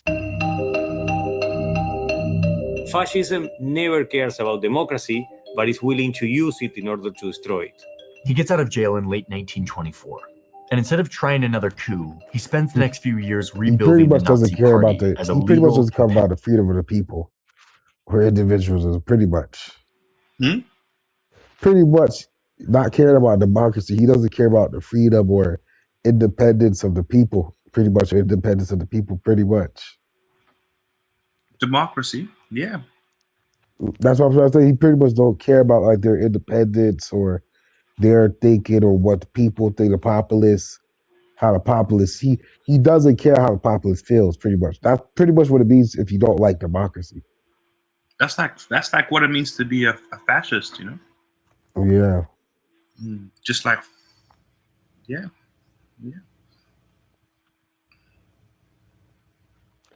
You just want one ruler that just says everything. But basically, it's like being a tyrant. Basically, like a king. You just want to be like a king, basically. Modern But you act like you're trying to liberate people. I'm a liberator, but you're just trying to be a king yourself, bro. Like you put on a mask. It's kind of hypocrite, you know. Like it's ironic. You're a hypocrite, pretty much. It's like a psychojack. Oh. You know what I'm saying? Yeah. Yeah, just like tricking or like persuading the masses into these agendas. You know what I'm saying? competitive political machine. Remember, he needs to move from here to here, which means winning votes. He runs his party in the 1928 election. The Germans vote and nope, the Nazis barely get any votes. But he's undeterred. He continues spreading his message of racial superiority and backstabbing by the Jews. He'll try again in 2 years in the next election. And this is when something happens that will help him out. 1929 just hit. Financial markets around the world crash. An economic depression sweeps around the world. And Germany, which was already not doing great, as we talked about, is hit harder than pretty much any other country. Soon, 1 in 3 Germans are out of work. The fascists in Germany appealed to that suffering, basically whipping up a working class through xenophobia, through racism, saying to that working class, I feel your suffering, I see it, I'm going to relieve it, and you join me in this fascist project. It was a powerful rallying cry. And indeed, the next year, 1930, there's an election, and more people turn out to vote for the Nazi Party. They're buying into his message. He's getting closer to this step. And if you listen to his campaign speeches during this time, it's pretty nuts. This guy is openly stating his intention of dismantling democracy and the party system if he gets power. Listen to this. sich hier etwas ganz anderes handelt, als eine gewöhnliche politische parlamentarische Partei. Ich habe mir ein Ziel gesteckt, nämlich die 30 Parteien aus Deutschland hinauszufegen. He's calling for revolution, which people more and more want, but he's mixing in racial superiority and the easy scapegoat of Jews and communists. All of this found a wider audience during the Depression. And look what happens in the next election. The Nazi Party gets more votes than any other party. Not quite a majority that would have given him control over the government, but this is looking like acceptance, not just by the political machine, but by the people. But wait, back to that graph. Look who else is getting a lot of votes. The communists.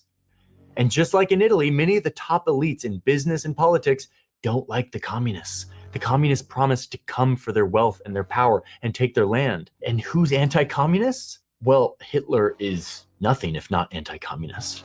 So Germany's elected leaders do almost exactly what Italy's leaders did in this moment. Even though they're a little bit leery of Hitler, they let him in fully. They let him become the chancellor, the prime minister, basically, thinking that they could maybe use Hitler to keep the communists down while also keeping some of his crazier revolutionary ideas at bay. Even though we're going to, quote, form a government under the leadership of Hitler, we are going to keep, quote, the utmost restriction on this guy and his party, making sure that he governs, quote, within the framework of the Constitution. He's got some crazy ideas, but we've got him under control. Boy, that sounds familiar. So now it's January 1933, and Hitler is in full-blown mainstream power. And from here, things start to move fast. Less than a month later, somebody sets fire to Germany's parliament building. And the man found at the scene of the crime is a communist. He uses that to say, we have a state of emergency. State of emergency. Very powerful tool. Within days, he suspends the Constitution. And from then on, entire Nazi regime was based on the suspension of all liberal democratic laws and freedoms. Freedom of expression, freedom of the press, protections from search and seizures, all suspended. Within months, he's abolished all other political parties, something he said he was going to do. Who the fuck let this idiot do that? 1934, and who the fuck? Wait, hold on, fuck up, bro. I would have been yelling. I would have. Who the fuck let this idiot? Fucking, are you mad? It's like, yo, y'all don't see. These Germans were idiots, yo. Y'all didn't see he was an issue from then. The moment I see someone take that shit, I'm fucking leaving the country. Like, what the fuck? Like, suspending Constitution? I didn't even know you could do that. What the fuck? There is one condition. No. But there is one condition where they can't technically do that in America, your country. It's called martial law. So basically, if like a huge out of control thing, like you see how if a huge domestic issue happens where it's like the whole country starts rioting with each other everywhere and the country gets out of control and the government the police can't control everybody no more. Everyone's just kind of overthrowing the police. They do this thing called martial law where they get military police and you're allowed to break the law. Like they're pretty much allowed to break all of our rights and like kill people off and shit like that to get people back under control. Pretty much tyrannized by force. Pretty much the government if they lose control and people resist too much or get out of control too much, they're pretty much legally allowed to destroy the Constitution temporarily while they're under martial law. But this guy somehow He's managed to extend that shit and That change sounds it permanently. Hmm? fuck, man. Your country could probably do that too. Like if Yeah. some national emergency happens where it's like domestic, like someone's like one of your people's turning on the government building or assassinate each government, like people or groups are starting to assassinate governments back to back and shit, or people are like fucking destroying shit. You know, like if there's some massive national shit in Australia, bro, they're going to fucking shut everything down and they're going to take your rights away. Bro, Yeah, and send military. Yeah. that guy, the guy that It's like you a know, government's last resort or some shit before it fails. yeah. I was gonna say, I bet you that guy that started the fire With one of their people. It was a plant. Was one of their psycho jacks. Yeah, I think he was one of Hitler's guys, one of the mustache guys, bro. Yeah, fucking psycho jack. Yeah, he just set him, just used them as a plant to set up basically to seize the government. You know what I'm saying? Mm-hmm. Yeah, man, that martial law stuff sounds evil, bro. Not gonna lie, man. Oh, it's very possible this year or the next year. America almost went to martial law over the fucking Capitol issue you just mentioned. Yeah, we almost went to martial law over that. That don't But sound. but it was a few more. But the majority voted against it. Only by like the majority was only a majority by like 1 or 2, 3 extra people. So we got lucky. Just 2, 3 extra people voted against it. So we didn't go into martial law. But we were very close. Yeah. Shit, homie. The military can come into your house when it happens. Like they come to your house, they can rape your wife. You can't do that under the law. You can't shoot them. You can't nothing under the law. They can go to your house. Obviously, they can't rape, like, you know, not knowingly, but pretty much they can go and do shit. They go and do shit like that, militia. And you're supposed to give them a place to stay, too, under martial law. Like, if they need a place to stay, and if the military needs your house, you got to let them in your house and shit like that. Bro, that does not sound good, man. Mm-hmm. But yeah, that's basically how it works. Just explained everything. So that's how he was able to come to power. He pretty much went under martial law after that, because that's a huge offense. Like that's that's pretty much shows like a loss of control over the public. Like blowing up the parliament and shit. Like you pretty much showing that there's a loss of control over the public. There's a you know what I'm saying? It's too much for the government. You know what I'm saying? So then what happens? They go under like they shut down, and then they fucking take everyone's rights away and shit like that. But what he did, he added extra thing. He managed to use the law to control everybody and keep everyone in control. And then after he used martial law to like take over the rights, he swapped the parliament. He swapped the government with his regime during this period, basically. He pretty much swapped the stickers, bro, for the government, basically, for the Nazi swag. During the martial law, yeah, bro. And that's how he kind of came to power. Damn, So, okay. yeah, bro. Yeah, that's some dangerous shit, yo. Yeah, man. That sounds dodgy, man. You know what I'm saying? Mm-hmm. You can press play. Okay. Hitler has just followed Mussolini's strategy and achieved absolute power. Die Partei wird für alle Zukunft die politische Führungsauslese des deutschen Volkes sein. Das Ziel aber muss sein, alle anständigen Deutschen werden Nationalsozialisten. Die Partei ist Hitler. Hitler aber ist Deutschland, wie Deutschland Hitler ist. Hitler siegt!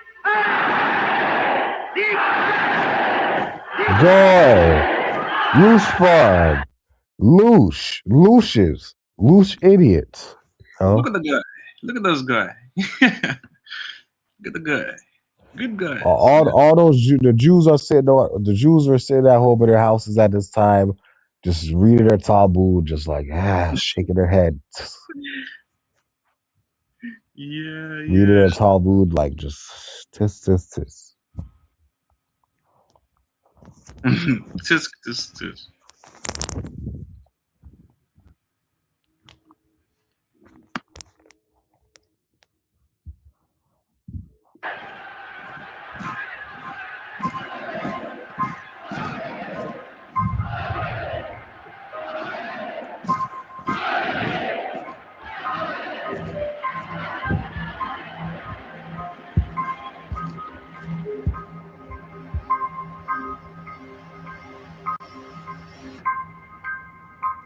And those old myths, those racial fantasies about the Aryan race, become official policy of the state.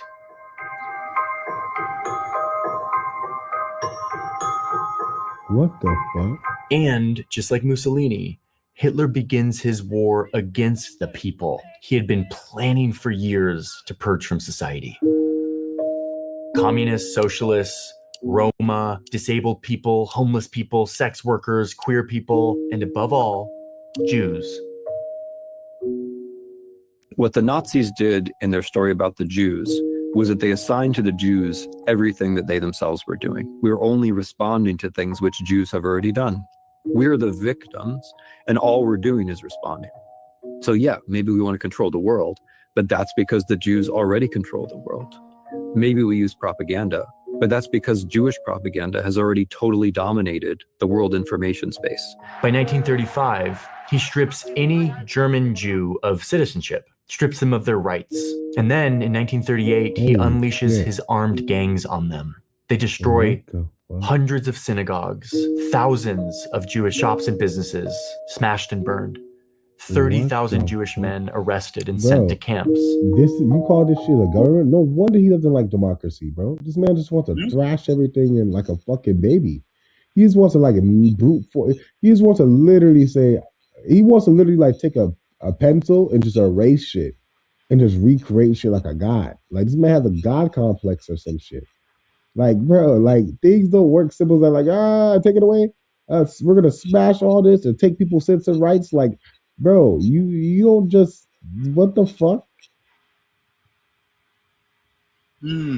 Right? Like when you look at government, you don't just take people a certain ethnicity's rights away, right? Like in fucking like citizenship and that don't make no sense. Yeah, that's stupid as fuck. Like what the fuck? You just taking shit, just erasing shit, just making up fucking constitution. What the fuck?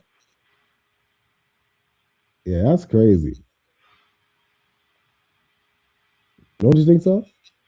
Nah, man. I'm agreeing with you. That shit is nuts, man.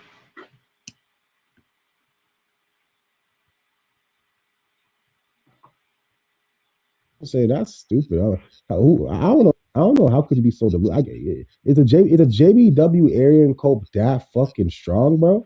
That they're that dumb that they could just not see themselves getting played? Yeah, it is. It's called hubris.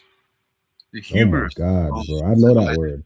That's sickening that they feel so good about being better than a freaking black person, or It's a cope.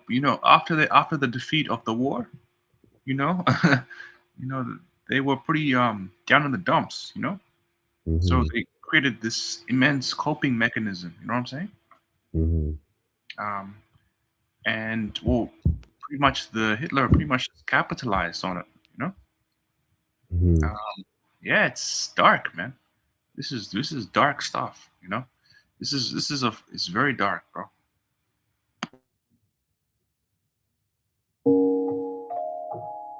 Beaten, terrorized, their property stolen. World War II hasn't started yet. Hitler is just crushing any group he opposes from within. And once complete, by the late 30s, he turns his view outward. Poland, September 1939. The German foe begins its ruthless march of conquest and sets the stage for World War II. This country is at war with Germany.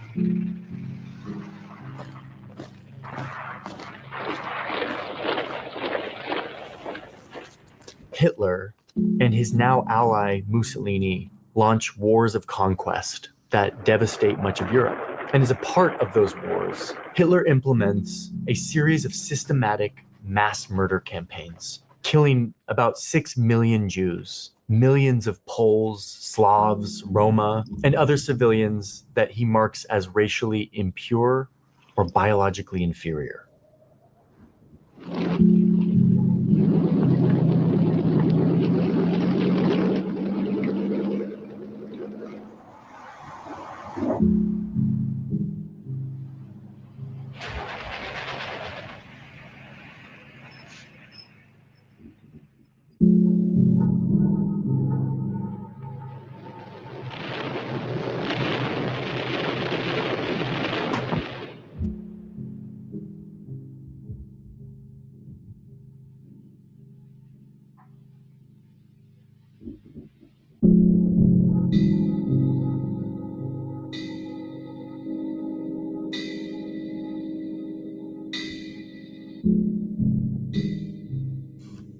So it's easy to lose yourself in this story, especially at this point in the chronology. But I want to now summarize what we can learn from the rise of these two men, these two regimes, what it tells us about what fascism is.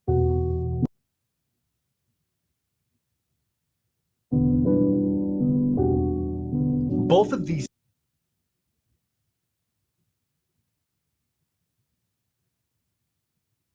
men ended up applying a weirdly similar approach to gaining power. Both of them started with small groups that glorified violence against political enemies. Both of them created narratives that sold a mythologized past and blamed their enemies for the loss of that mythical past. Both of them promised a rebirth of their superior nation under the leadership of a singular, charismatic, powerful man. Both of them eventually got invited into the mainstream of a democratic system by positioning themselves against the forces that scare rich people, communism, socialism, and both vehemently called for the end of democracy in any form, even while they used democracy to gain power. And once in power, both dismantled democracy from within so that no one could challenge them, creating a government and a society and a press run entirely by the glorified leader, which he then used to flood his people with propaganda and fear, getting them to act like a giant army that the leader could mobilize first at home, then abroad in wars of conquest, including an industrial-scale genocide in the case of Hitler. Okay, now this is not the list that defines fascism. There is no the list. But after being really deep in the source code of this history, this is the list that we believe summarizes the defining features of fascism. But now the hard part, the part that's up to interpretation that everyone watching is going to have a slightly different read on. What happens when we apply this list to today? After decades of more and more countries becoming liberal democracies, meaning democracies that prioritize individual rights and try to ensure that everybody gets treated equally by the law, the world is seeing a reversal. There is a decline in liberal democracies around the world. That's what this chart is showing. Fresh concerns about the restriction of rights in Hungary. Israeli lawmakers declaring that only Jews hold the right to self-determination. Judges say Poland's judicial independence is being violated. Modi has been heavy-handed with the Indian media and voices of dissent. Pair that with the uptake of the visibility of communities who openly embrace the fascism of Mussolini and Hitler. Hundreds of men in Rome making a fascist salute. Openly praising Adolf Hitler, making celebratory jokes about Boys. gas chambers. Yeah, they're not making no money, so they're angry. White man. Oh my God, Nick Fuentes, man. This guy, you know, HH played HH, man. They put this guy in a, you know, documentary, you know? Nick Fuentes, right, Jake? Mm-hmm. Yo, what's wrong with this guy? You know. Who knows, man? Who knows what's wrong with this guy, bro? Who knows? Man, this is crazy. I think this is crazy. That's why you're seeing so much like racist people and angry and like racial hate, and I'm feeling the RPs on me heavier. The systematic RP on my ass heavier, bro. Yeah, it's very weird, eh? Very weird, you know.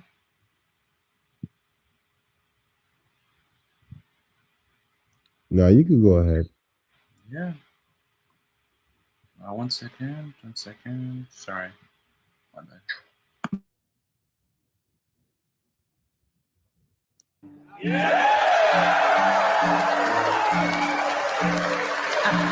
Taken together, you start to understand the increase in serious people sounding the alarm bell that this is maybe the return of fascism of some form.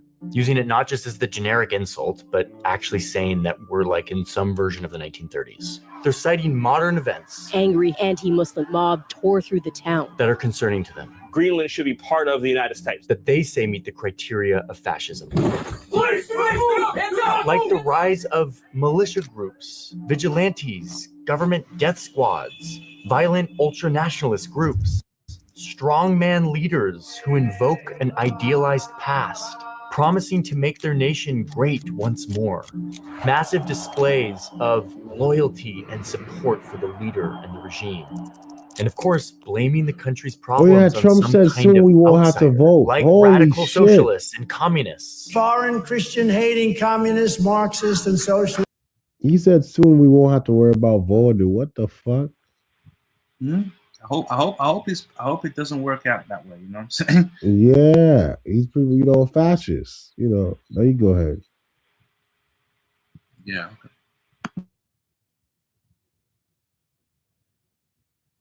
Immigrants. Yes, I use the word invasion. Fake fugitives, freeloaders, criminals, rapist illegal migrants. We're even seeing the first expansionist ground war happening on the European continent since World War II. A full-scale invasion of Ukraine.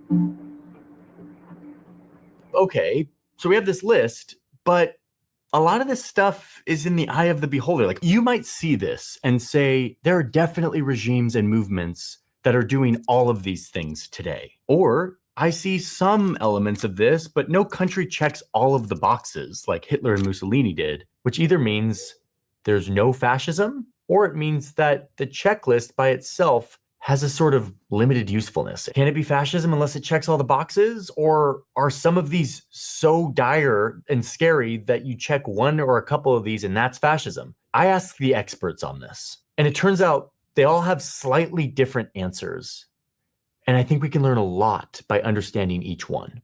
First, Federico Finkelstein, who says that what we're seeing today isn't fully fascism, but it's close. But that we're still missing some really key pieces. There is no fascism without dictatorship.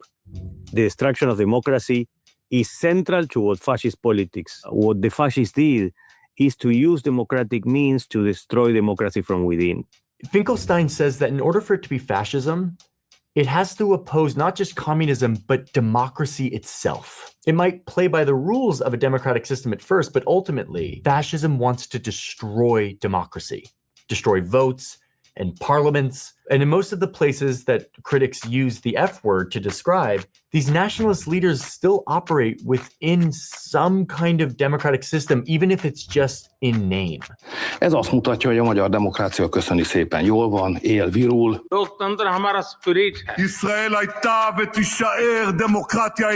We will not forget our constitution. Finkelstein's point is that until these leaders start calling for the end of voting and constitutions, I mean, Trump kind of did say that. What did I fucking I just say? Not here. And thus, they aren't fascist yet. I just said Trump said sooner or later he's going to fucking go there. He's at the verge. Sooner or later, he just said he's going to go there. Trump said sooner or later you don't have to worry about voting. That means he's thinking about going there eventually. Who? Trump? He just said y'all won't have to worry about voting or anything like that sooner or later. That sounds a little fishy to me. Yeah, and then I heard about the Australian Prime Minister, man. He's trying to, I'm joking. I don't know how y'all thing is over here. I don't know how y'all government is. It's pretty Epsteinic. I'll just leave it at that. Yours? Whoa. Yeah, a lot of connections to Epstein. So. Wow. Yeah, just standard shit. I mean, standard stuff we're gonna deal with nowadays. Just fucking business as usual. You know what I'm saying? of turning democracy into dictatorship. And this is why Finkelstein's book is called Wannabe Fascists, because it describes leaders who have followed some of this path of the interwar fascists that we've talked about, but they haven't gone all the way, even if they maybe want to. Fascism, according to him, takes place only over here, when democracy ends fully. Fascism wanted to destroy democracy from within in order to create an extremely racist and totalitarian dictatorship. Meanwhile, Roger Griffin, one of the top experts in the world on fascism, also says that until democracy is totally wiped out, it's not fascism. Where he disagrees with Finkelstein is that he thinks we should move away from this word altogether, that the F word is not actually useful for today's nationalist regimes. Because we're so obsessed with the rise of fascism, we are not looking at what is the novelty of what's happening. What I believe you're seeing is not the rise of fascism, the return of fascism, but the rise of illiberal democracy. Illiberal democracy. Griffin argues that democracy and fascism aren't the only two options here, that there's a third bad thing that we can be, where we don't trip the fascism alarm fully because we still have democracies with parliaments and votes, but leaders, instead of destroying democracy from within, they distort them. They get rid of their liberal features. And by the way, quick side note, liberal is a kind of confusing word. Here in the United States, we use liberal to describe a left of center political leaning that supports things like social programs, gun control, and higher taxes for the wealthy. But in this case, I mean liberal in the way that it was used in like the 1800s and is used by political scientists today. Liberal, like liberty, like governments that ensure individual rights and freedoms, equal protections for everyone, regardless of your group, under the law. You can have a system where there are votes and a parliament and representation, but don't have the liberal features that a liberal democracy has. And Roger Griffin says that this is the thing we should be worried about, that calling it fascism takes our eye off the ball of this new thing, illiberal democracy, where these nationalist leaders are distorting democratic systems to consolidate power, making societies less equal, while still running it like a democracy. What we have got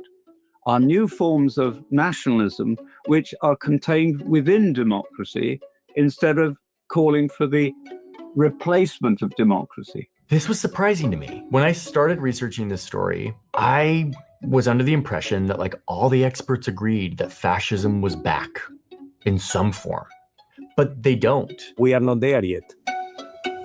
That is until you talk to some other experts who say that it is fascism. The reason we need to use that term is behind it is a concept that helps us understand what is going on right now in the third decade of the 21st century. We need to see that history does not repeat itself in the same conditions in the exact same circumstances. This camp says that our checklists are a distraction, that we're reading too much into the specifics of the 1930s. You don't need all of that in order to have fascist control and push forward with a fascist project. But William Robinson says that if you do want a checklist, the most important item on it is actually this one, where ultra-nationalists become accepted into the mainstream by the elites, like Mussolini and Hitler were. This step, where the people in power decide that these nationalist groups that tolerate violence are useful to them. That's a form of trying to re-legitimate the system. This view says that in order for fascism to actually succeed, it needs to bring together a specific alliance, a kind of triangulation. First, a vulnerable, receptive population. This triangulation then brings together the fascist project with a mass social base. But the third dimension is the ruling class. It controls the economy. You see when Trump gets inaugurated for his second term, you see behind him all of the big tech oligarchs. Right behind him, the capital class in the United States have now come on board. And finally, you have a view that says that the most important items on this list are these. It's the way the leader talks, the way that they talk about the past and the future. What fascism does is it promises a return to an order. Hey, what'd you say? He is moving like a dictator, like Caesar Venezuela, grabbing these countries, just grabbing shit without asking. You know what I'm saying? Like, you know, he's gained elites' favors and stuff like that. Like, Bro, He did you the know only that? thing left for him to do is the wear. Oh, my bad, you were saying? No, I'm done. I'm saying the only thing Oh, the only one thing left for him. Yeah. I was gonna say, do you know that he's got apparently, according to a journalist, he sleeps with a copy of Mein Kampf next to his bed, bro. Wow. Brutal.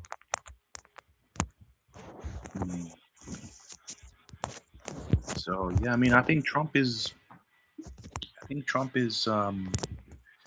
definitely, he has ideas. Let's just say that Oh shit. he has ideas, but at the end of the day, even though Trump has ideas, he's still like he's still just a good guy for Israel at the end of the day.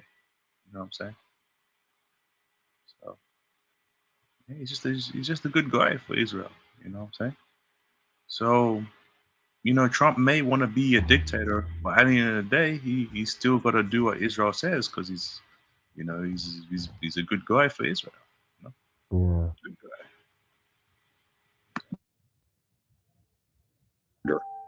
And the order, of course, didn't actually ever historically exist. You're creating this sort of tabula rasa, this smooth surface on which the fascist story of we were always innocent can then function. For people like Snyder, fascism starts when politics stops being about the future and starts to become about a mythic story of a glorious past, a humiliated nation, and a leader who promises rebirth. If we could just somehow get the enemy off our screen, off our phone, out of our country, then there would be this harmony that would come back. There will be love, there'll be prosperity, there'll be happiness, there won't be conflict anymore because conflict was always brought by the outsider. And listen, every one of these experts has a different read. I don't see any major movement in the West that is trying to replace democracy with a totally different system. You can't say that because Hitler came to power in Germany and then almost immediately suspended any and all democracy and just became a dictatorship overnight, that therefore any fascist project has to follow that same model. There's not one road to fascism. When you use the list mechanism, you're missing a kind of the historical sensibility you need to actually recognize that thing for what it is. And that is because what we want to do is we look for the rational core. In my view, that has not proven to be predictive.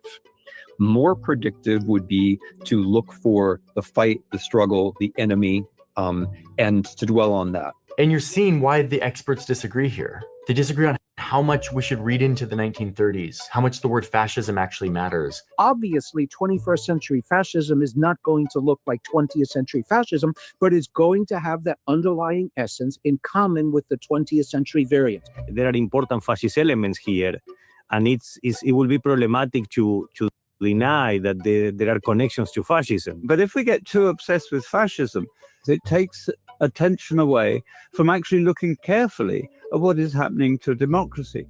Illiberal democracy, whatever we call it, is in many ways more dangerous than fascism. Illiberal democracy, I think, is inaccurate, but because it's inaccurate, it's sort of pacifying. If you think that it is just like illiberal democracy, then you can say, oh, we'll have another election and maybe the liberals will win next time, right? The question of what is a fascist cannot be answered in simple terms. Make your browser fast. Make your browser safe. Make your browser Chrome. Choose Google Chrome for your computer.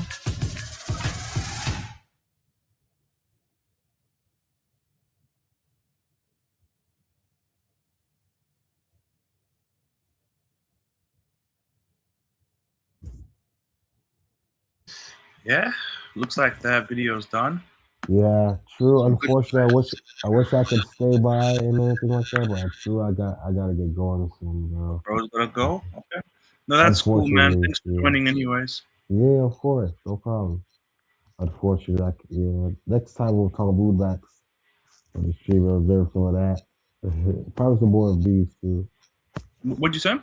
We'll probably talk bootbacks next stream and observe more of these videos. Yeah. No, that's cool, man. Bro, you take care. No dramas, man. Peace out, bro. Alrighty. So we had Plague on. This is what $100 million looks. Yes, listen soon. Nah, that's not what we're looking for.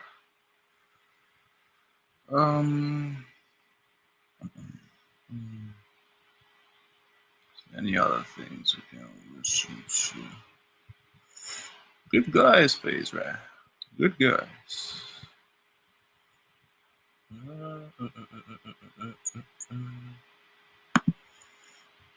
I know what trending is. Okay.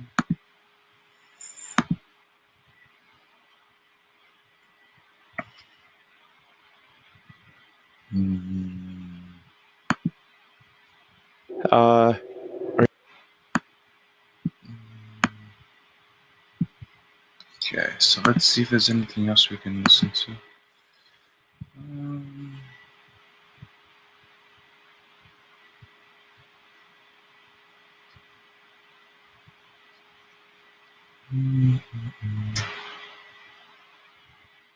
Okay. Okay. Let's see here. Unredacted.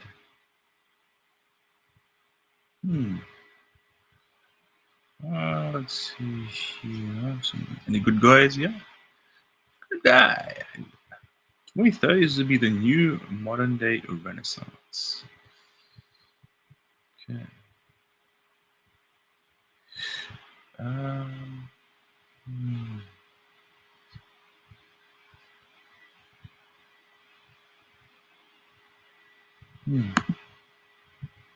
Yes, sir.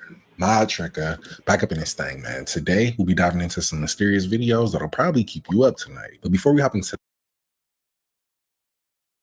All right, guys. It's been fun. I'll see you guys next time. Peace out.